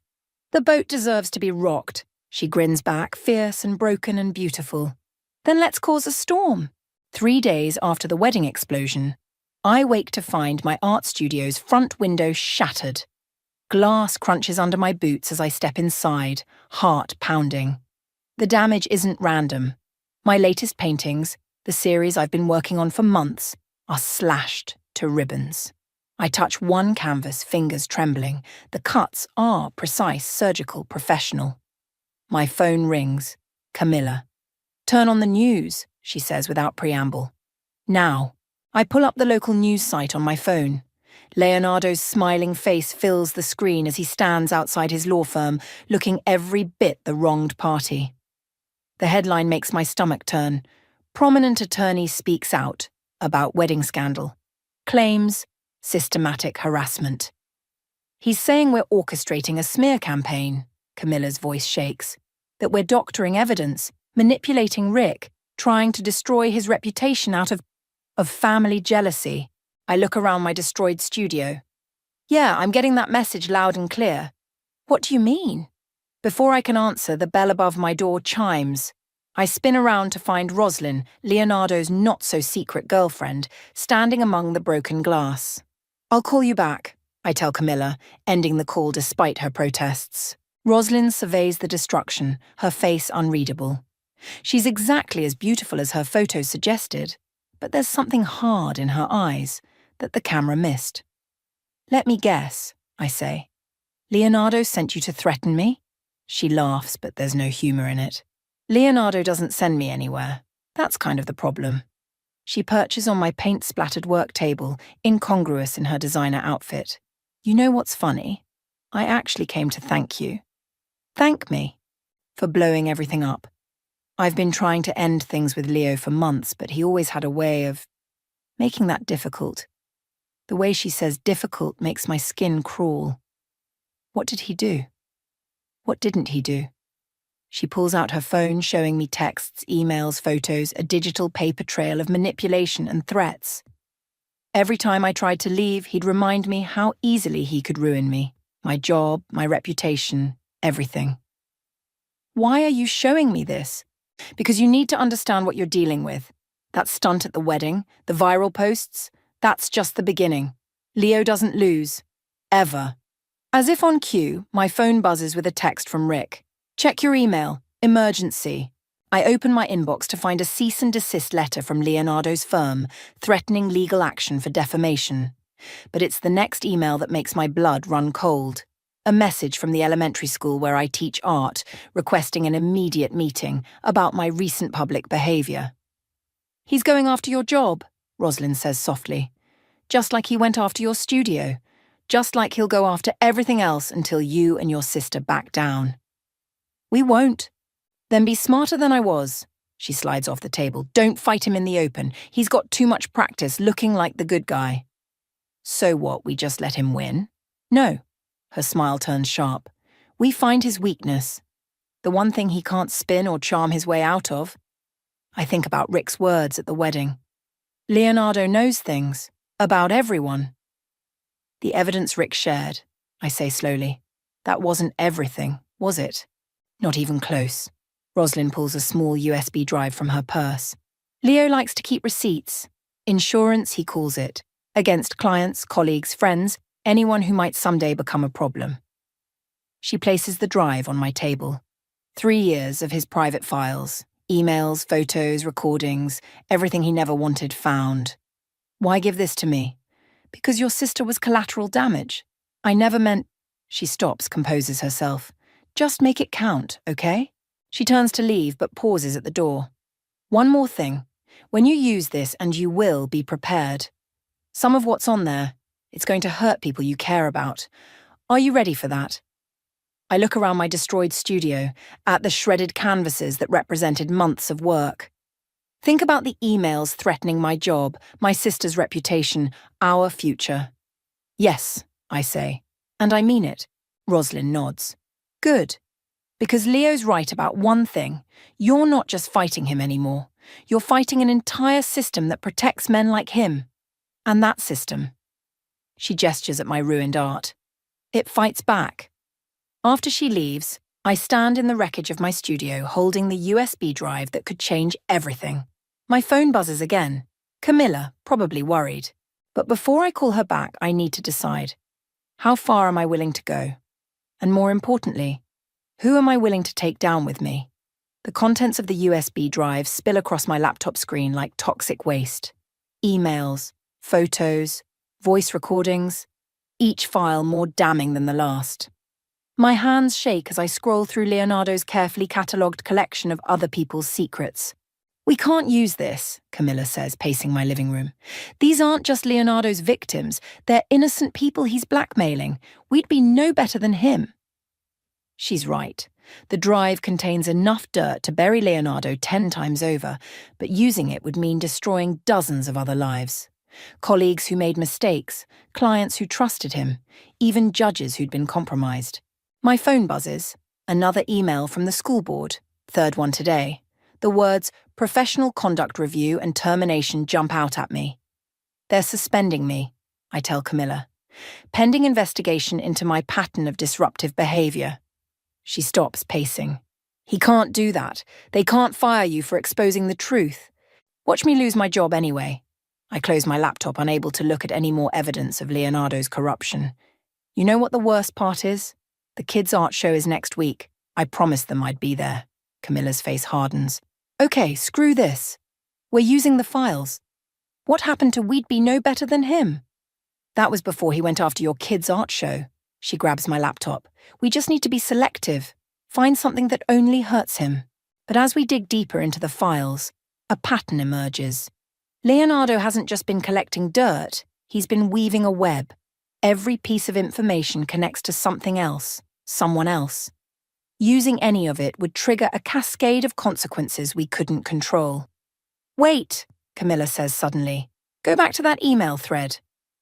I scroll back to a conversation between Leonardo and someone named Marcus. The subject line reads, Riverside Development Deal. That's the project I've been investigating, Camilla explains, eyes scanning the text. A luxury development that mysteriously got approved despite environmental violations. I could never prove. Her voice trails off as she reads further. Oh my God. What?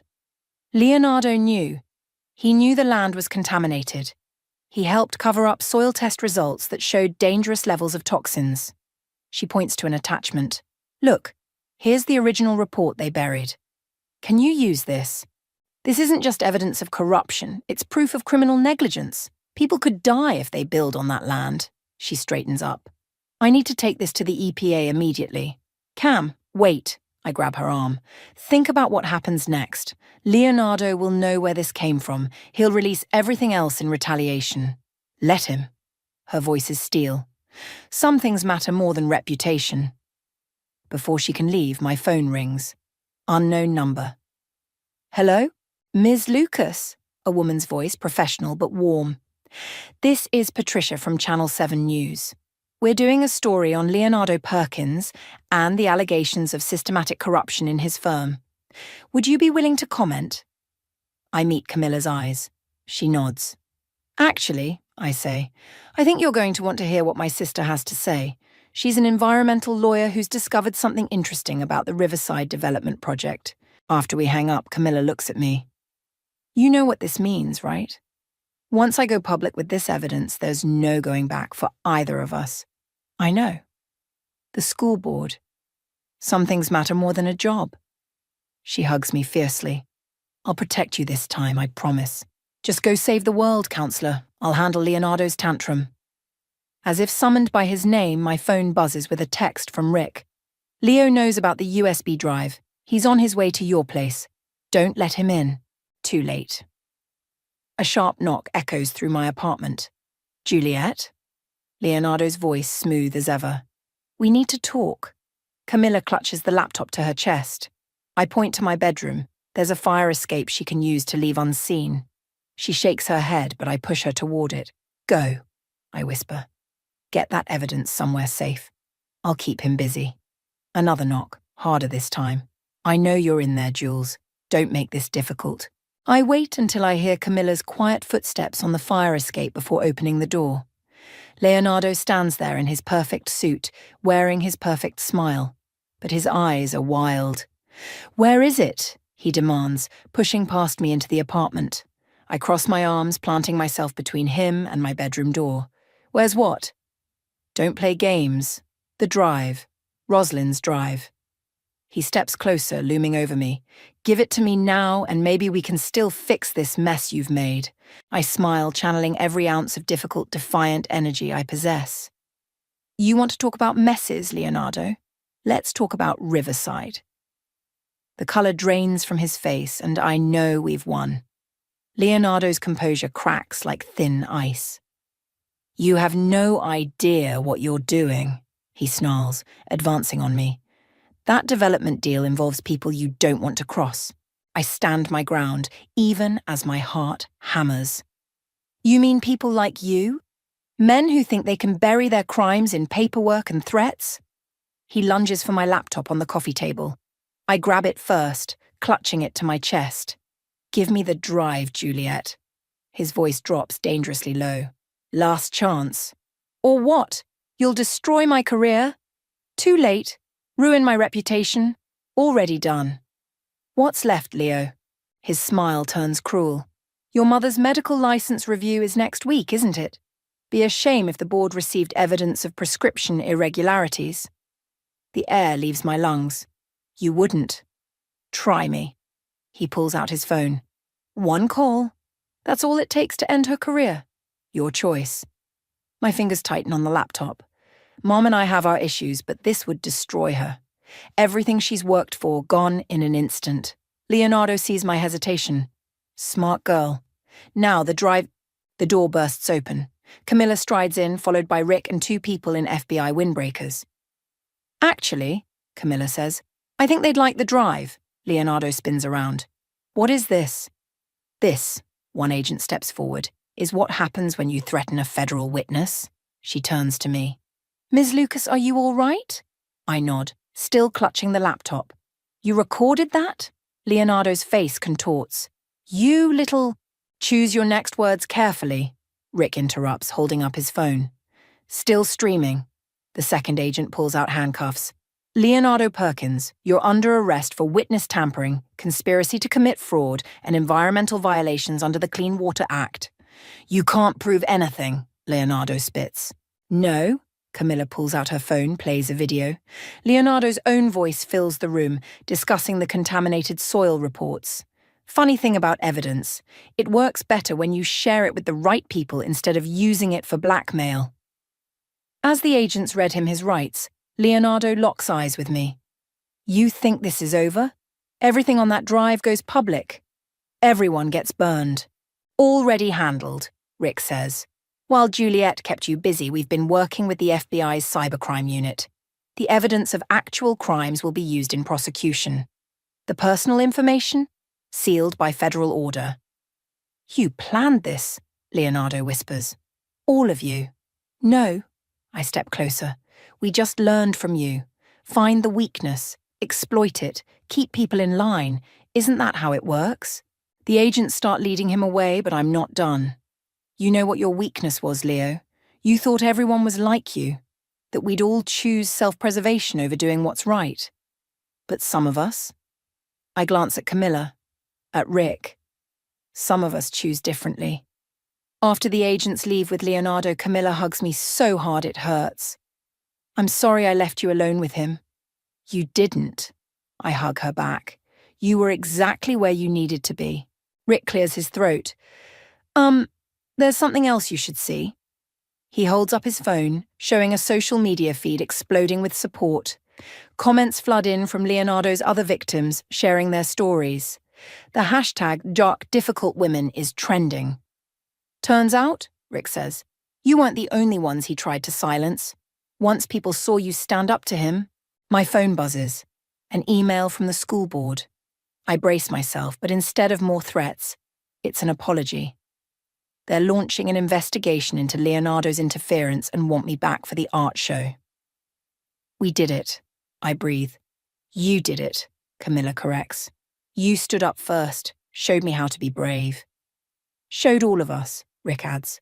I think about the name tag from the wedding, the failure, written in my mother's perfect script. About all the times I was told to be quieter, smaller, less difficult. Should we call Mom? Camilla asks softly. Tell her she's safe. I nod, reaching for my phone, but pause. Hey, Cam, remember when we were kids and you fell from that treehouse? Of course. You never told anyone, but I know why you fell. You were trying to catch me, stop me from jumping to the next tree. She smiles. You always did take the scary jumps. Yeah, well, I squeeze her hand. Thanks for jumping with me this time. Outside, camera flashes start popping as news vans arrive. The next few days will be chaos. Interviews, statements, proceedings. But for now, in my apartment with my sister and our unlikely ally, I feel something I haven't felt in years. Perfectly gloriously at peace with being difficult. Ready to face the cameras? Camilla asks. I straighten my spine. Ready to tell the truth. The elementary school hallway buzzes with excitement as kids and parents filter into the art show. My students' works line the walls, bright splashes of courage and imagination that refuse to be contained by paper borders. Just like their teacher. Miss Jules, Emma tugs my sleeve, pointing to her painting. I did it just like you said. I made the scary parts beautiful. I kneel beside her, studying the swirling darkness she's transformed into stars. You absolutely did. Is it too difficult? She whispers, echoing my mother's favorite word. No, honey. It's exactly difficult enough. The crowd parts, and I spot my mother standing before Emma's painting. She's been quiet since Leonardo's arrest, since learning how close she came to losing everything. But she came tonight. That's something. It's chaotic, she says, tilting her head at the artwork, but purposeful, like someone I know. Before I can respond, Camilla bursts through the door, still in her court clothes. Did I miss it? Please tell me I didn't miss it. Perfect timing, I say, checking my watch. They're announcing the gallery selections in 5 minutes. She hugs me, whispering, Leonardo took the plea deal. Full confession. It's over. Relief floods through me, but there's something else in her voice. And I've been appointed to the state's new Environmental Oversight Committee. They want someone with a proven record of standing up to corporate corruption. I laugh. Look who's being difficult now. Learned from the best. She squeezes my hand. Oh, and Rick's here. He brought someone you should meet. Rick appears with a tall woman in a gallery owner's perfectly curated outfit. Jules, this is Marina. She saw your work online, the pieces Leonardo destroyed. I photograph everything, I explain. Digital backup of all my art after previous experiences.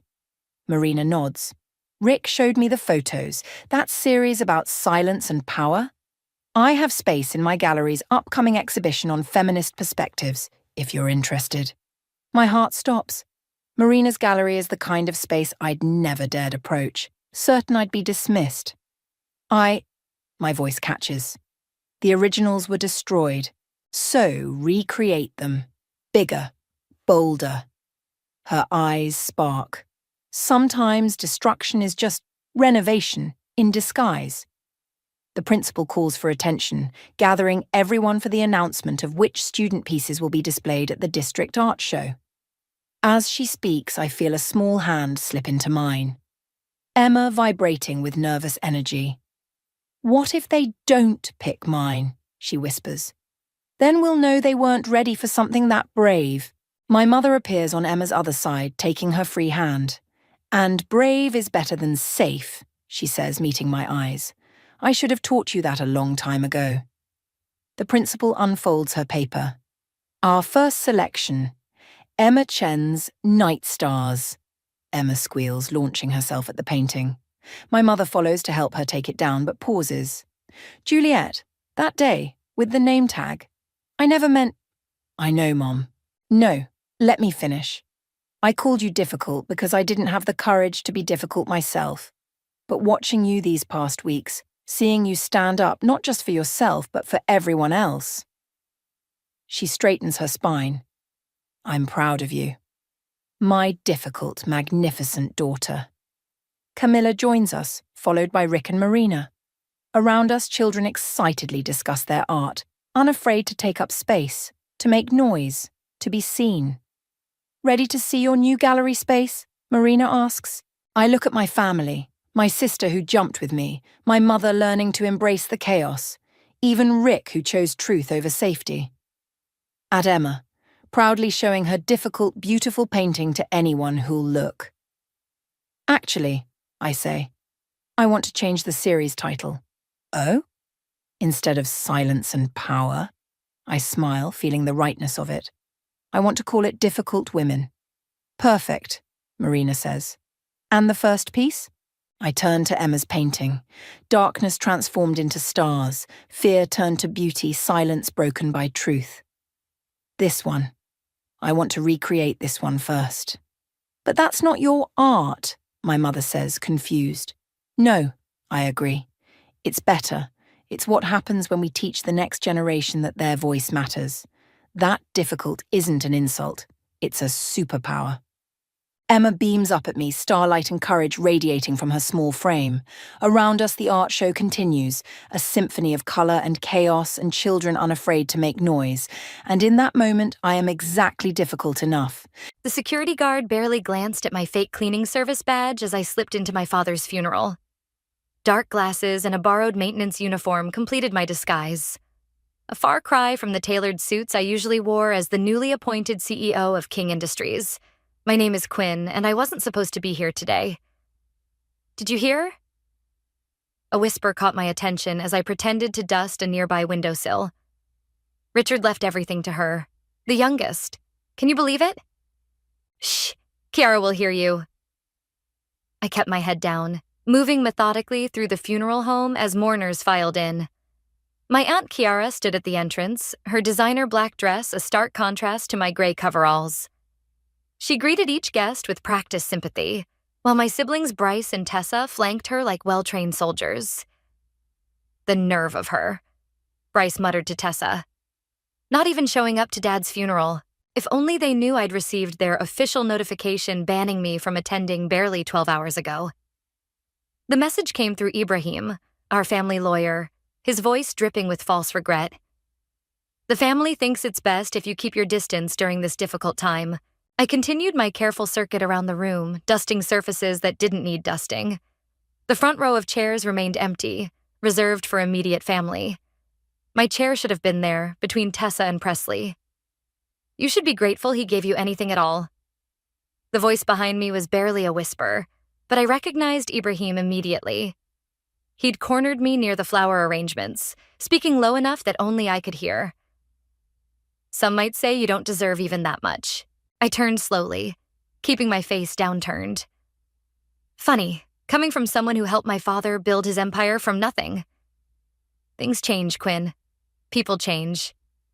He adjusted his tie, a nervous tell I'd noticed over years of board meetings. Your father made a mistake. We're simply trying to correct it. By banning me from his funeral? By protecting the company's interests. He glanced around before continuing. Walk away now. Take a generous settlement before things get complicated. I smiled, though he couldn't see it behind my mask. You should check your email more often, Ibrahim.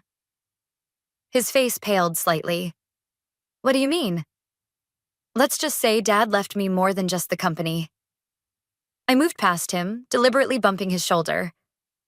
He left me the truth. The service began, and I watched from the back as my family took their seats.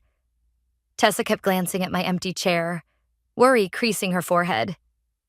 She'd always been the sensitive one, caught between loyalty to our older brother and her love for me. Bryce stood to deliver the eulogy, his voice carrying across the hushed room. Our father was a visionary, a man who built an empire from nothing. He understood the importance of tradition, of keeping business in the family. His eyes flickered to my empty seat. Though some of his final decisions may have been questionable, we will honor his memory by protecting his legacy. I gripped my dusting cloth tighter, knuckles white beneath the thin fabric. If they only knew what I'd discovered in Dad's private files, the offshore accounts, the falsified records, the years of systematic theft orchestrated by the very people now mourning him so convincingly.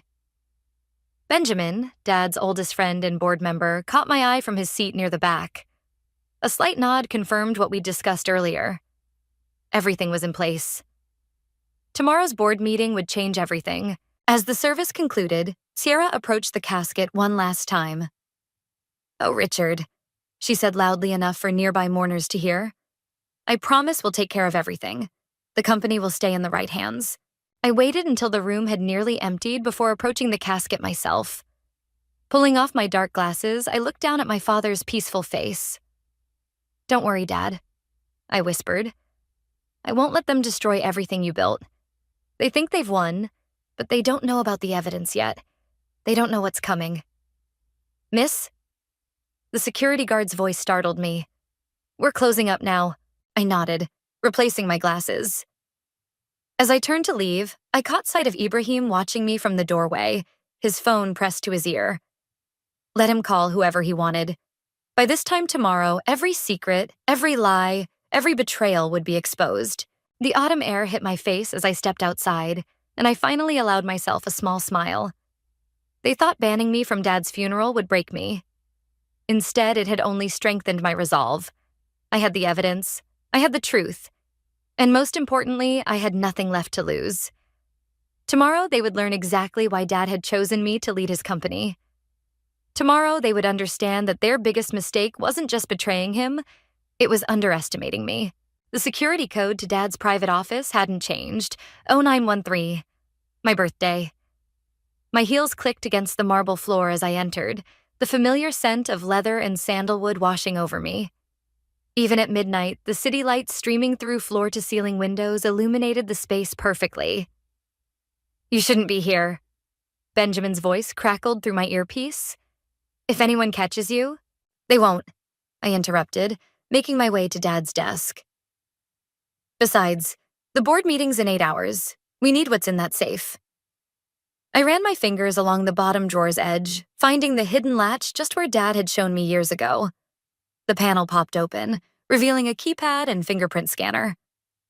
"Your father was nothing if not thorough," Benjamin commented. "He knew they'd try something like this." I pressed my thumb to the scanner, holding my breath. A soft click, and the safe door swung open. Inside, I found exactly what Dad promised would be waiting: a leather-bound ledger and a USB drive. But something else caught my eye. A sealed envelope with my name written in Dad's distinctive scrawl. My phone buzzed. Tessa's name flashed across the screen. "Quinn?" Her voice trembled. "Are you really going through with tomorrow?" "You know I am." I tucked the ledger and drive into my bag. "You could still stand with me, Tess. Bryce says he has proof Dad wasn't mentally competent when he changed the will. He's going to present it at the meeting." I laughed softly. "Let me guess. Ibrahim helped him get it?" "Quinn, please." She paused. "Just take the settlement they're offering. The company isn't worth losing your family over." They stopped being family the moment they banned me from Dad's funeral. I opened the envelope, pulling out a single sheet of paper. "I have to go." "Wait." I ended the call, focusing on Dad's letter. As I read, my hands began to shake. "My dearest Quinn, if you're reading this, they've already moved against you. The ledger contains everything, every transaction, every secret account.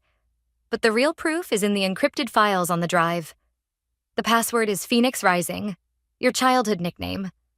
Be careful who you trust. Even Ibrahim." The office door clicked. I shoved the letter into my bag and ducked behind a filing cabinet just as voices filled the room. "Search everything," Shara commanded. That little brat must have found something, or she wouldn't be so confident about tomorrow's meeting. "The safe," Bryce's voice. "We need to check the safe." I held my breath as footsteps approached the desk. The hidden panel clicked open. "It's empty," Bryce growled. "She's already been here." "Impossible," Ibrahim cut in. "The security logs show no entry tonight."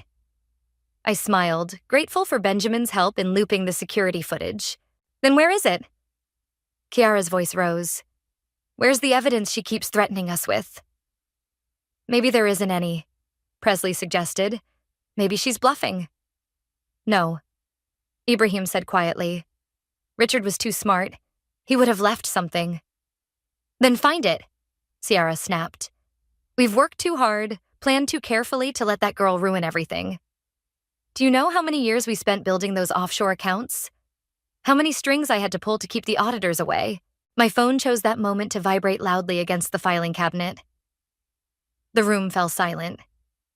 "What was that?" Bryce demanded. I didn't wait.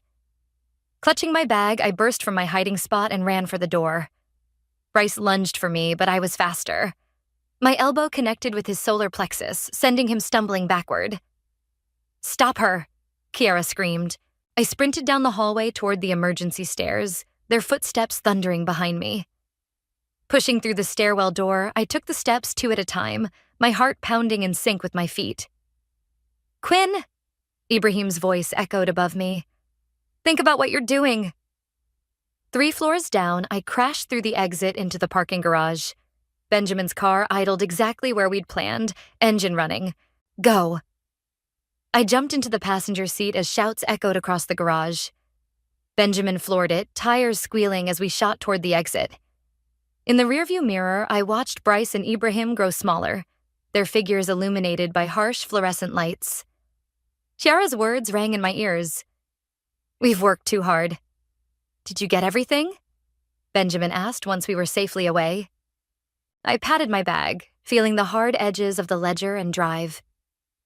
"Everything and more. They were there, Benjamin. I heard them admit to all of it. The offshore accounts, the covered-up audits, everything. Good. He glanced at me. Are you ready for tomorrow? I pulled out my phone, quickly typing out a message to Tessa. You wanted proof our family isn't what it seems? Come to my office at 7 a.m., bring a recorder. I'm ready, I said, watching the city lights blur past. It's time they learned what happens when you underestimate the Phoenix. 7 a.m. sharp, just like I asked. I looked up from Dad's ledger as Tessa slipped into my office, her designer heels silent on the plush carpet. Did you bring the recorder? She pulled a small device from her purse, placing it on my desk with trembling fingers. Quinn, what's going on? Bryce came home last night looking like he'd seen a ghost. Listen. I pressed play on my phone and Chiara's voice filled the room. Do you know how many years we spent building those offshore accounts? How many strings I had to pull to keep the auditors away? Tessa sank into the chair across from me, her face draining of color. How did you get this? Last night. They were looking for these. I pushed the ledger and USB drive across the desk. Dad left them for me. Every transaction, every secret account, it's all here. Ms. King? My assistant's voice crackled through the intercom. Mr. Ibrahim is here to see you. Perfect timing. I straightened my blazer. Send him in. Ibrahim strode in, his usual confidence faltering slightly when he saw Tessa. This is a private matter. Stay, I told Tessa, who had half risen from her chair. You'll want to hear this. Ibrahim's jaw tightened. Quinn, be reasonable. The board meeting is in an hour. Take the settlement offer. $20 million, no questions asked.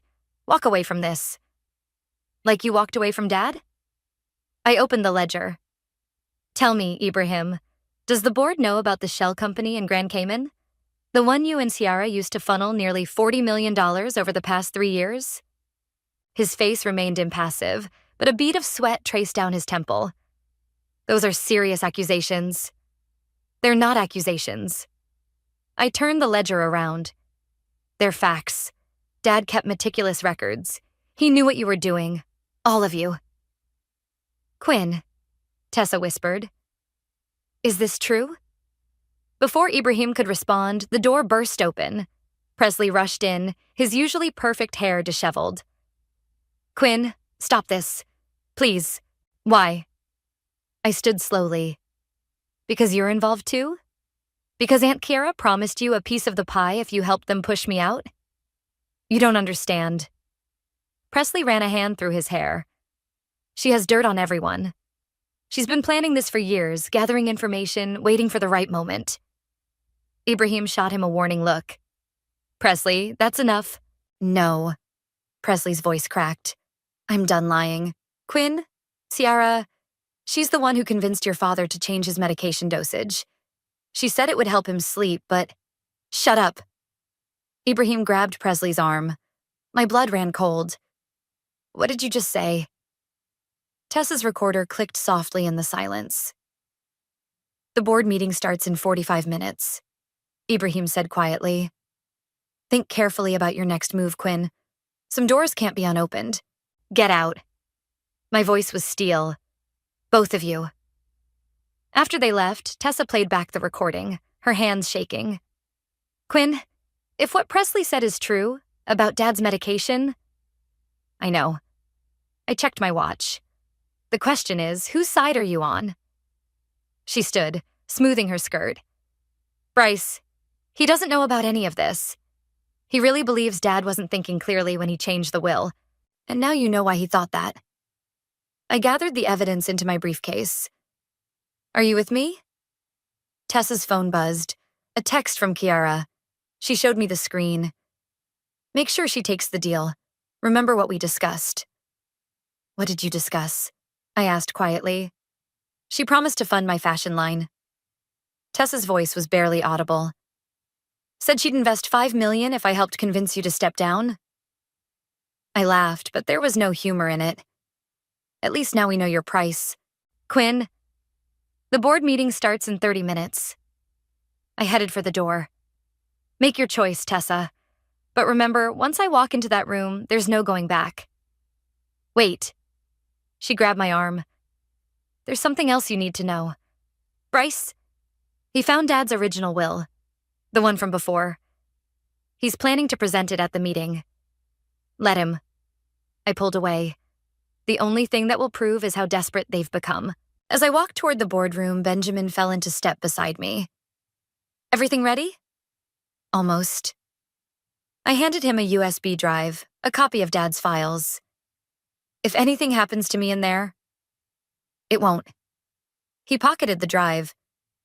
But I'll be ready. We reached the boardroom doors. Through the glass, I could see them all. Ciara at the head of the table, Ibrahim whispering in her ear, Bryce clutching a folder I assumed contained the old will. Presley sat alone at the far end, staring at his hands. Ready? Benjamin asked. I thought of Dad's letter. Be careful who you trust. But he'd also called me Phoenix Rising, named for my ability to emerge stronger from every setback. Ready. I pushed open the doors, stepping into the lion's den with my head held high. Let them bring their forged wills and empty threats. I had the truth. And the truth was about to set this whole house of cards on fire. The boardroom fell silent as I took my seat at the table. 12 pairs of eyes watched my every move. Board members who'd known me since childhood, now sizing me up like vultures circling prey. Before we begin, Ciara stood, smoothing her silk blouse. I believe Bryce has something to present. Actually, I cut in, I'd like to start with a story. I connected my laptop to the projector. A story about family, trust, and $40 million in missing company funds. Ibrahim's pen clattered to the floor. Miss King, there are proper channels. Like the channels you use to funnel money through shell companies? I clicked to the first slide, a detailed transaction history. Or perhaps we should discuss the creative accounting that kept these transfers hidden from our auditors? These accusations are ridiculous, Ciara snapped, but her face had lost its color. The boardroom door opened and Tessa slipped in, taking the empty seat beside me. Kiara's eyes narrowed at the recorder in her hand. Bryce, I turned to my brother. You wanted to present something? The original will, perhaps? He straightened, pulling documents from his folder. Yes, a will that proves Dad wasn't in his right mind when he what? I interrupted. When he discovered that his own sister was slowly poisoning him with altered medication? The room erupted in gasps and murmurs. Bryce's papers slipped from his fingers, scattering across the table. That's absurd. Ciara stood so quickly her chair toppled backward. You can't prove... I pressed play on my phone. Presley's recorded voice filled the room. Kiara's the one who convinced your father to change his medication dosage. Presley, Ibrahim warned, but the damage was done. Oh, I have more. I clicked through slides of bank statements, offshore accounts, and damning emails. 5 years of systematic theft, all orchestrated by the people who claim to love Dad most. You ungrateful little... Ciara lunged forward, but Benjamin blocked her path. Ms. King, one of the senior board members spoke up. These are serious allegations. Do you have concrete proof? I placed Dad's ledger on the table. Every transaction, every account, every conspiracy, documented in Dad's own handwriting. He knew what they were doing. He was gathering evidence before they... I swallowed hard. Before they killed him. This is outrageous. Ibrahim stood. You can't possibly believe... Sit down, Ibrahim. Tessa's voice cut through the chaos. She placed her recorder on the table. I think the board should hear what you said in Quinn's office this morning. Bryce looked between us, confusion etched on his face. Tessa, what are you doing? The right thing, finally. She pressed play, and Ibrahim's threatening voice filled the room. The board members exchanged glances. One reached for his phone, presumably to call security or the police. Wait. Presley stood, his voice shaking. There's more. I helped them. Ciara promised me shares in the company if I... He couldn't finish. If you helped them kill our father? I supplied, my voice ice cold. No. He looked desperate. I didn't know about the medication. I just helped with the accounts. Please, I can prove it. I kept records of everything. Chiara laughed, a sharp, dangerous sound. You really think you've won, don't you, Quinn? That Daddy's little girl has outsmarted us all? She pulled an envelope from her bag. But you forgot one thing. I know about Tokyo. My heart stopped. You're bluffing. Am I? She slid the envelope across the table. 3 years ago, you made a mistake. A big one. One that could ruin not just you, but this entire company. I stared at the envelope, my throat dry. The Tokyo incident had been buried, or so I thought. Take the deal, Quinn. Chiara smiled. Walk away with your $20 million. Or I release these documents and everything, including Dad's precious legacy, burns. The room held its breath. I could feel Tessa's questioning gaze, see Bryce's confused expression. Even Benjamin looked uncertain. Slowly, I reached for the envelope. That's right, Kira purred. Be smart, like your father never was.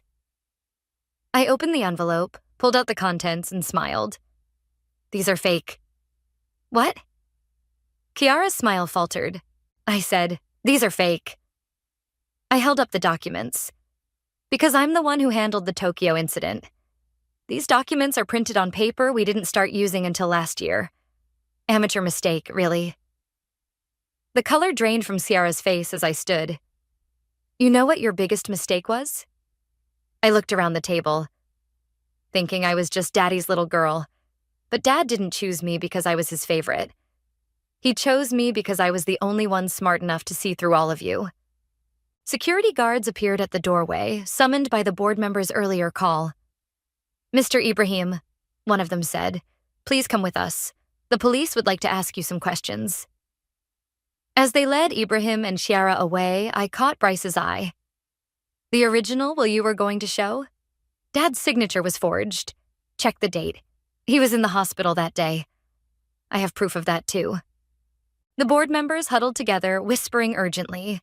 But I already knew I'd won. Dad had taught me well. In business, like in chess, you don't just play the game, you play the players. The police want to interview you again. Benjamin handed me a coffee as I stared out my office window at the city below. 3 days had passed since the board meeting, and the fallout was still spreading like ripples in a pond. Let them wait. I turned as Tessa entered, her eyes red-rimmed. How's Bryce? They're holding him for questioning. She collapsed onto the leather sofa. He keeps saying he didn't know about Dad's medication, about any of it. Do you believe him? I don't know what to believe anymore. She pulled out her phone, showing me the headlines. King Industries scandal, family empire rocked by fraud allegations.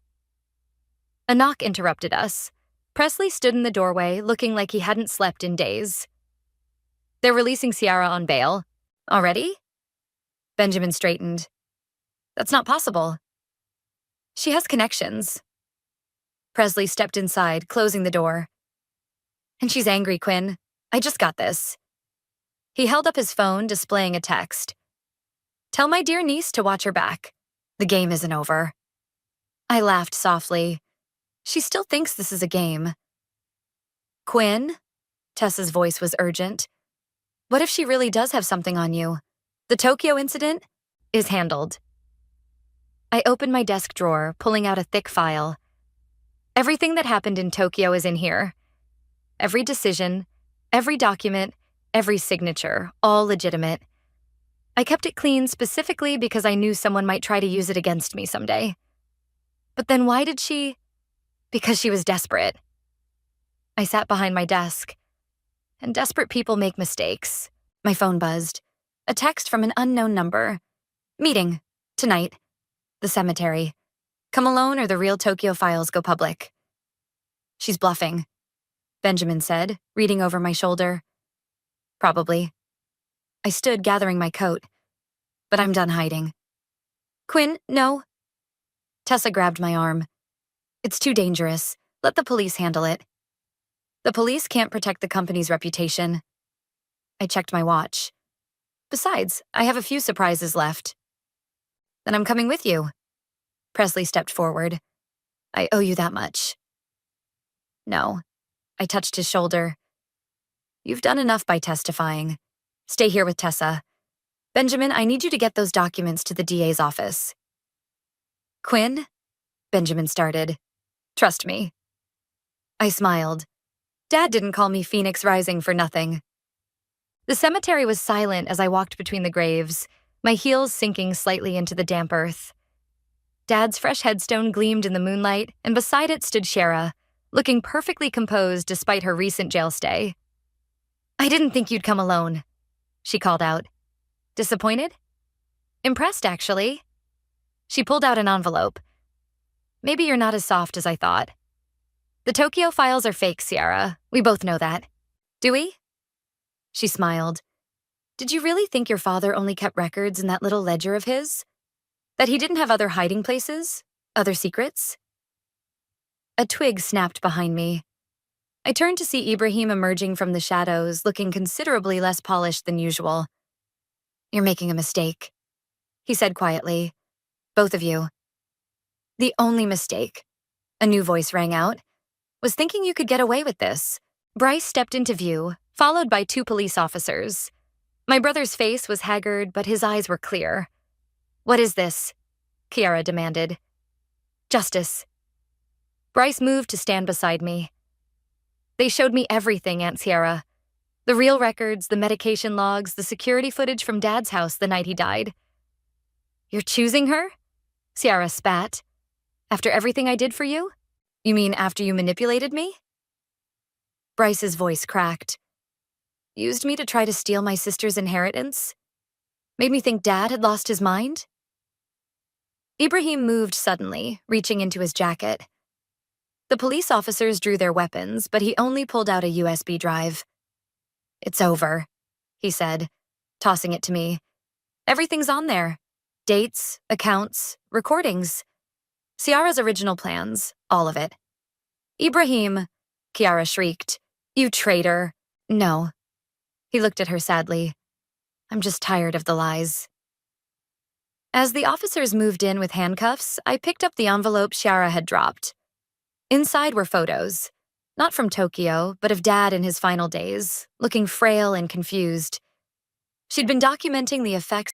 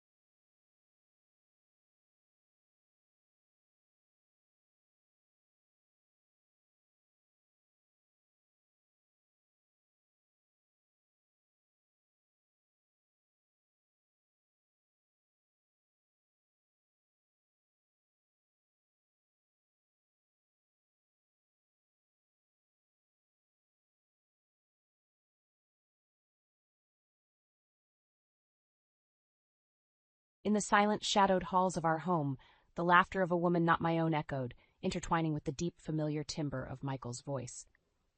My heart thudded painfully in my chest as I stood, frozen, just steps from the bedroom door.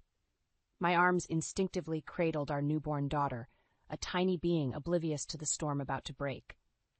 Michael, you're choosing to spend time with me.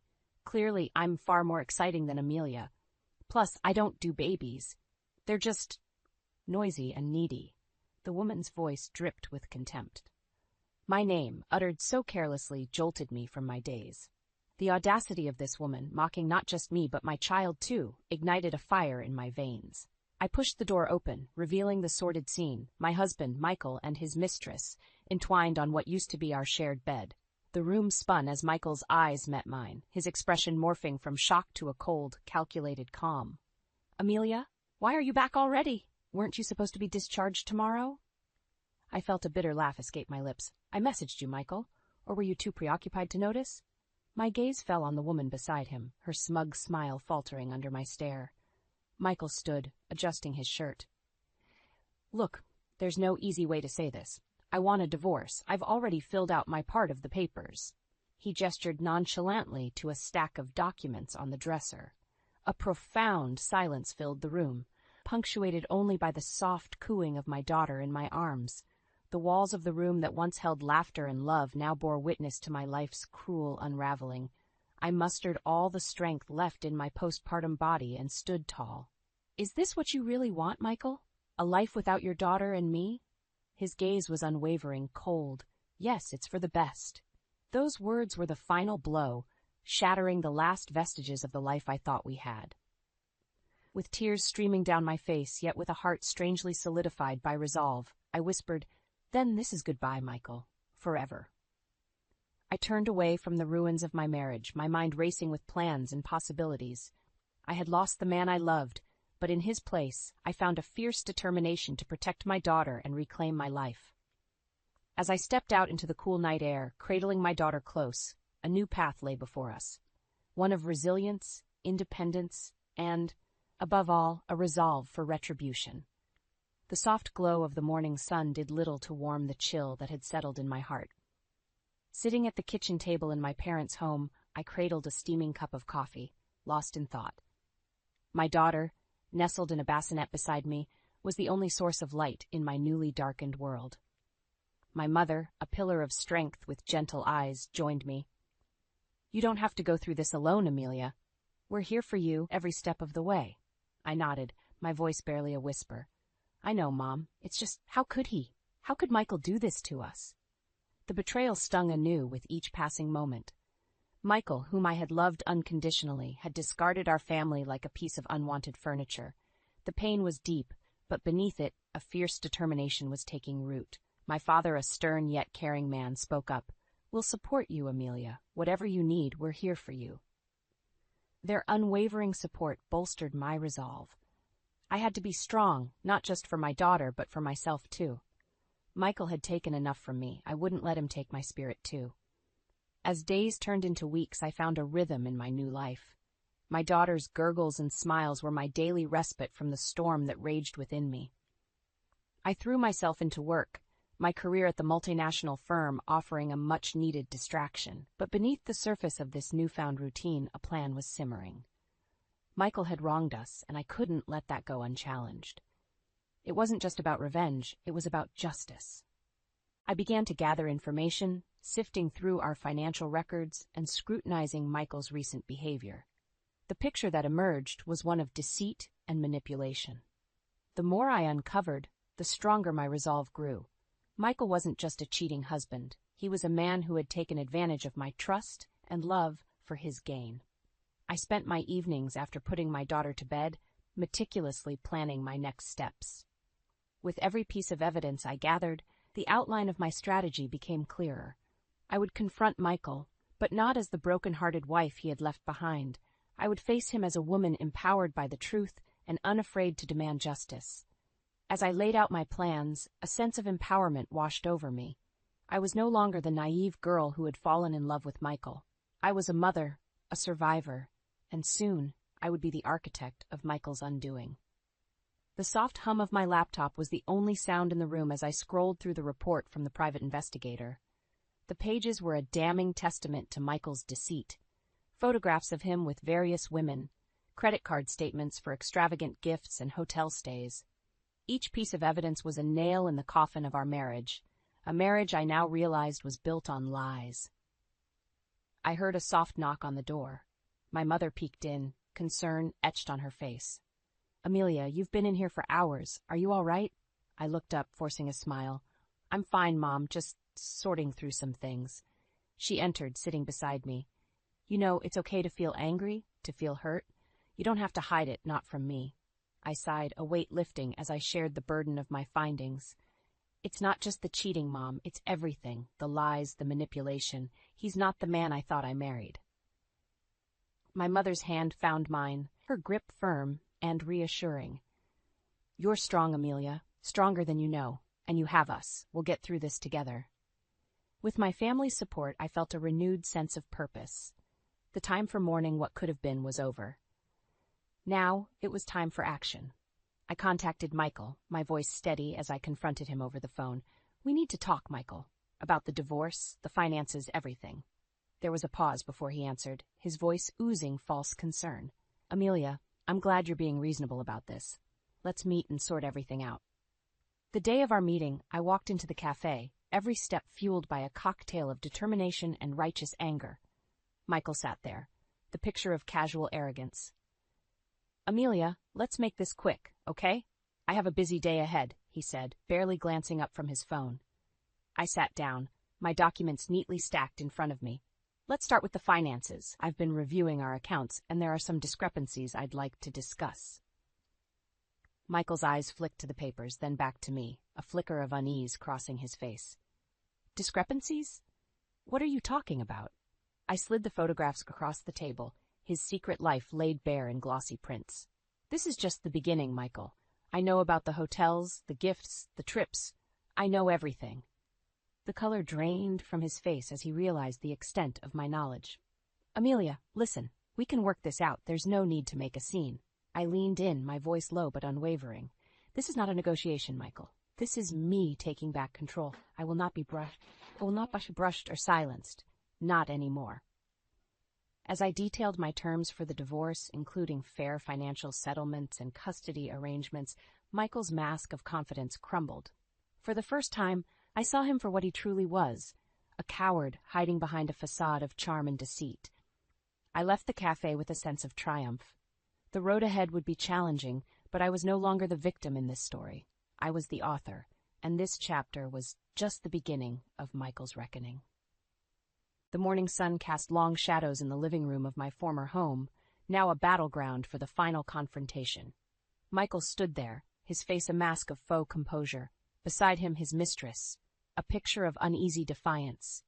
My parents flanked me, their presence a silent testament to their unwavering support.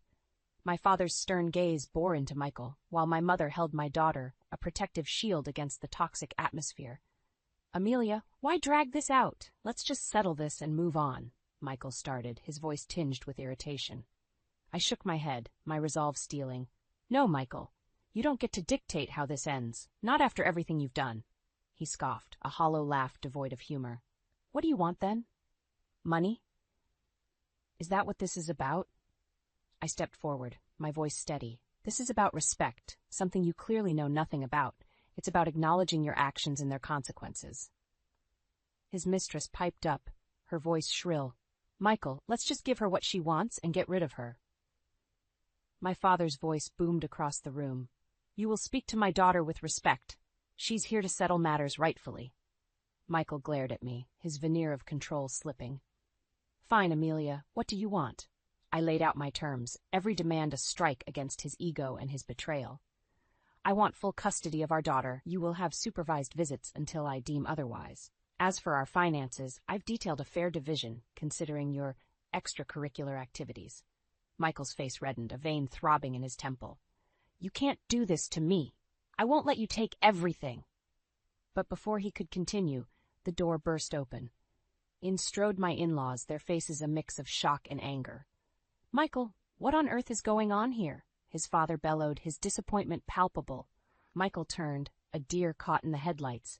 Dad, it's not what it looks like. His mother, tears brimming in her eyes, looked at me. Amelia, we had no idea. We're so sorry. The tables had turned. Michael, once the manipulator, was now cornered by the truth. His parents' arrival was the final blow, stripping away any pretense of innocence. The negotiations were tense, but with the weight of my evidence and the support of my family, Michael had no choice but to agree to my terms. As we left, my father's arm around my shoulders, I felt a sense of closure. The chapter of my life tainted by Michael was ending, and a new chapter, one of hope and strength, was beginning. The soft rustle of leaves and the gentle chirping of birds formed a serene backdrop as I sat on the veranda of my new home overseas. My daughter played at my feet, her innocent laughter a balm to my once weary soul. The rolling hills and sprawling green fields of our new surroundings were a far cry from the stifling confines of my past life. My father, sitting beside me, handed me a cup of tea. "You've done well, Amelia. I'm proud of you." I smiled, feeling a sense of peace I hadn't known in a long time. "Thanks, Dad. It wasn't easy, but I feel like I can finally breathe again." The journey here had been tumultuous. From the ashes of my marriage with Michael, I had risen, stronger and more determined. The divorce had been finalized, with the terms heavily in my favor, thanks to Michael's indiscretions and my unwavering resolve. But the sweetest victory was watching Michael's facade crumble under the weight of his actions. His mistress had left him once she realized the luxurious lifestyle he provided was no longer sustainable. His colleagues and friends, once drawn to his charismatic persona, now saw him for the fraud he was. I had heard through the grapevine that Michael was living a modest life now, his nights of extravagance a distant memory. The man who once held himself above others was now humbled by his own misdeeds. As I watched my daughter chase butterflies across the lawn, I reflected on the journey that had brought us here. The pain, the betrayal, the fight for justice, it had all led to this moment of tranquility. "I'm thinking of starting a blog," I mused aloud. "Maybe share my story, help others who might be going through similar struggles." My father nodded. "That's a great idea. You have a lot of wisdom to share, Amelia." The sound of a car pulling up the driveway caught our attention. My mother emerged, her arms laden with groceries, her face breaking into a smile as she saw us. "Looks like you two are having a deep conversation," she said, joining us on the veranda. "Just reflecting on the past and planning for the future," I replied, standing up to help her with the bags.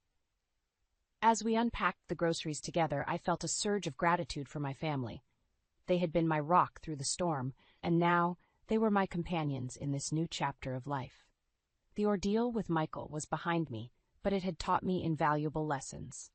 I had discovered my strength, the importance of family, and the power of resilience. Now, as I looked forward to the future, I was filled with hope.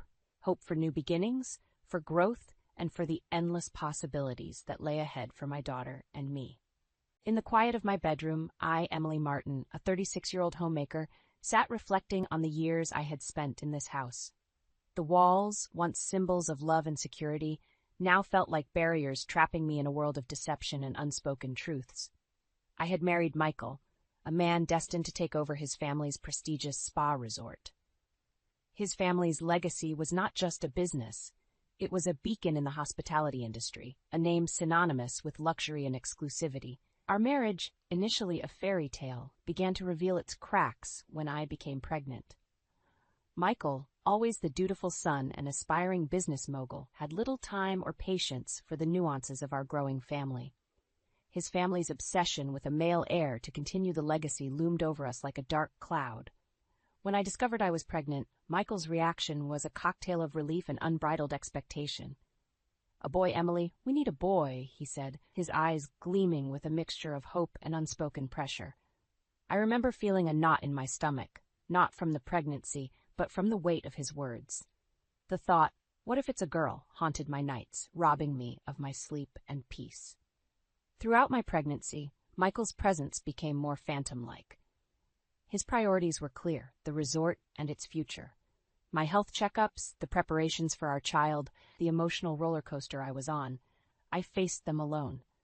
The day we found out we were having a boy should have been a celebration. Instead, It felt like passing an exam, a relief, but not a joy. My successor, Michael had said, a statement more than an expression of affection. His infrequent presence at home was marked by criticisms and reminders of the responsibility I carried. I was more a vessel for the heir than his wife. My health deteriorated under the stress. Morning sickness was my constant companion, often leaving me weak and exhausted.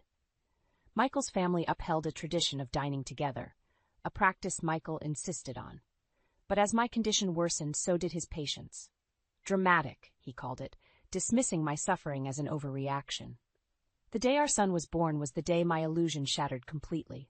I lay there, exhausted yet elated, holding our baby, a beautiful boy with Michael's eyes.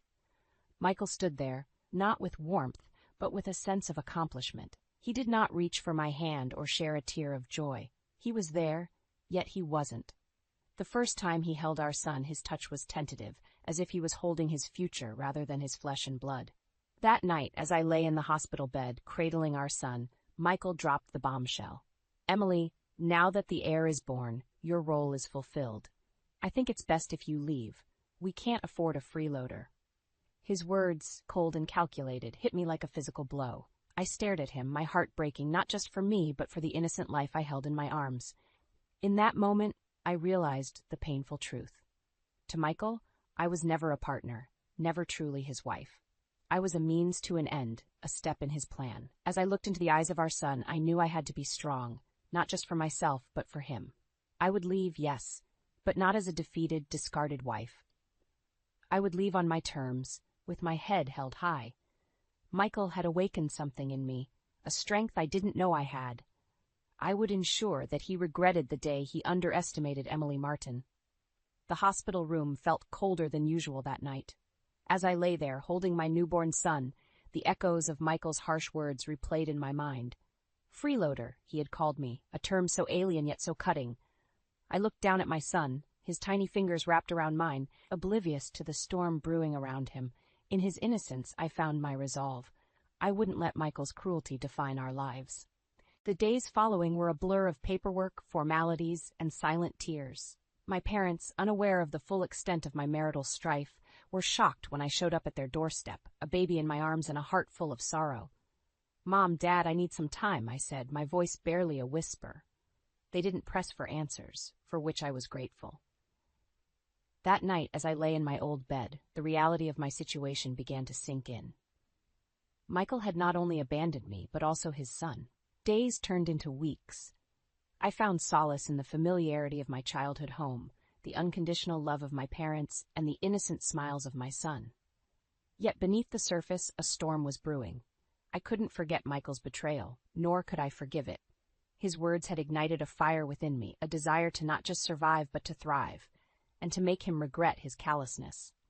I started plotting my course of revenge, each plan more meticulous than the last. My days were spent caring for my son, and my nights in strategizing. Michael, in his arrogance, had underestimated me, a mistake I intended to use to my advantage. It wasn't long before I received a frantic call from Michael. His voice, once confident and commanding, was now tinged with desperation. "Emily, please come back. I didn't realize how hard this would be," he pleaded. I listened, a cold smile playing on my lips. Michael, the heir to a luxury resort empire, was crumbling under the weight of responsibilities he had never bothered to share with me. His pleas for help, his admissions of struggle, were music to my ears. This was the man who had reduced me to nothing more than a freeloader, now unable to cope with the reality of his own life. "Michael, we are done," I said firmly, the finality in my voice unmistakable. "You made your choice, and now you must live with it." I hung up, my heart pounding with a mix of fear and exhilaration. I had drawn the first blood in this silent war, and it was both terrifying and liberating. That night, as I held my son, I made a promise to both him and myself. We would not be victims of Michael's cruelty. We would rise from this, stronger and more resilient. Michael had started this war, but I would be the one to end it. The following weeks were a testament to the strength I didn't know I possessed. Each day with my son was a reminder of what truly mattered, and each night, as he slept peacefully, I crafted my plan to ensure Michael paid for his betrayal. His calls became more frequent, each one more desperate than the last, but they only fueled my resolve. Michael's pleas turned into bargaining, then into threats, as he slowly realized I wasn't going to relent. "You can't do this to me, Emily, I need you," he would say. But his words, once capable of swaying me, now fell on deaf ears. I was no longer the woman he thought he could easily discard. I began to reach out to allies, both within and outside of Michael's influential circle. To my surprise, many were appalled by his actions, their sympathy quickly turning into support for my cause. It was as if Michael, in his arrogance, had underestimated not only me, but the relationships I had cultivated over the years. As the days passed, my plans started taking shape. I knew that to win this battle, I needed more than just emotional victories. I needed to secure my and my son's future. Legal consultations, financial planning, and quiet inquiries into Michael's business dealings became part of my daily routine. Then one evening, as I was putting my son to bed, my phone rang. It was Michael again, but this time his tone was different, broken, defeated. "Emily, I can't do this. The baby won't stop crying, and I don't know what to do. Please, come back." I felt a twinge of pity, quickly overshadowed by the memory of his harsh words and colder actions. "You wanted to be a father, Michael. Now you're learning what it means to be one," I replied, my voice steady. I could hear the frustration in his breath, the clenching of his teeth. "I'll do anything, Emily, please."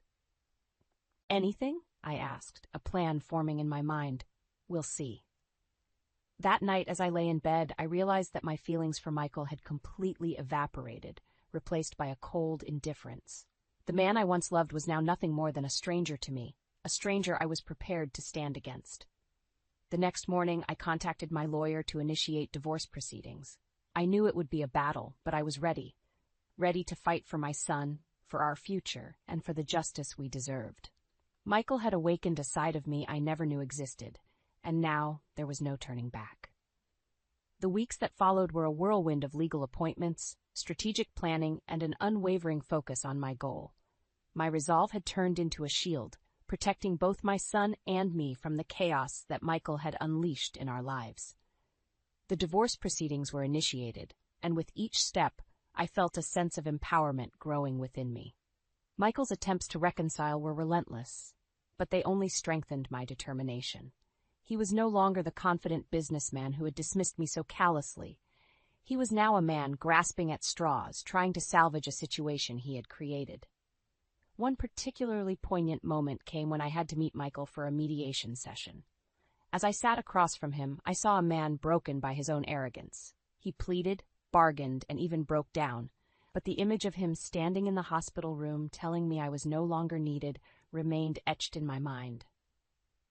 "I'll change, Emily. I swear I didn't realize what I had until I lost it," Michael implored. But it was too late. I had seen the true Michael, and there was no going back. "You've already shown me who you are, Michael. I can't unsee that," I replied calmly. As the legal battle ensued, Michael's true nature became public. His inability to manage his personal life started affecting his professional one. The spa resort, his family's legacy, began to feel the strain of his distracted leadership. Then came the day of reckoning. The divorce was finalized, granting me full custody of our son and a substantial alimony settlement. Michael's reaction was one of disbelief and despair. He had lost not just his wife and son, but also a significant portion of his wealth. But the final blow came from his own family. Disappointed by his actions and the negative impact on their business, they decided to remove him from his position at the resort. His fall from grace was not just personal, but professional as well. Michael, once a man of influence and power, was now struggling to find his footing. He tried to reach out, to appeal to my emotions, but I had moved beyond the reach of his words. As I watched Michael's descent, I couldn't help but feel a sense of justice. He had underestimated me, treated me as a mere stepping stone in his path. Now, he was paying the price for his arrogance and insensitivity. With my son by my side and a newfound strength within me, I stepped into a future of possibilities. Michael's downfall was not just a victory for me. It was a lesson in resilience and the power of standing up for oneself. The closing of the courtroom door behind me felt like the final note in a long, tumultuous symphony. As I walked away, holding my son's hand, I felt a weight lifting off my shoulders. The battle with Michael was over, and I had emerged not just victorious, but transformed. In the months that followed, I established a new life for myself and my son. We moved into a modest but cozy home, a place where laughter replaced the echoes of past arguments and tears. Each room was filled with the promise of a new beginning, a sanctuary from the storms we had weathered. My days were busy but fulfilling. I re-entered the workforce, finding a job that not only supported us but also brought me a sense of accomplishment and independence.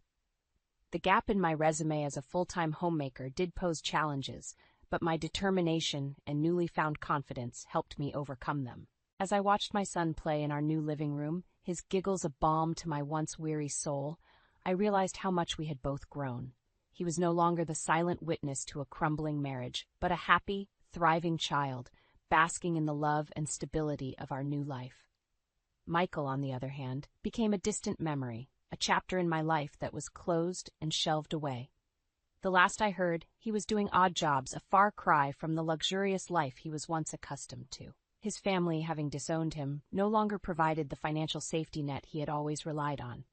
There were moments of guilt, fleeting shadows of what was once compassion for the man I married, but they were quickly overshadowed by the memory of his words and actions. Michael was no longer my responsibility, nor my concern. Life had taught me a harsh but valuable lesson, the importance of self-worth. I had learned to stand up for myself, to demand respect and fairness in a relationship. This journey, fraught with pain and betrayal, had led me to a place of strength and peace. My son's laughter brought me back to the present. I joined him on the floor, building a castle out of blocks, each one representing a piece of our new life. As we played, I made a silent promise to him and to myself, to cherish this happiness, to nurture it, and to never let anyone take it away from us again. In this new era of our lives, we had found not just peace, but a deeper, more resilient joy. We were no longer just survivors, we were thriving, building a future filled with hope and endless possibilities.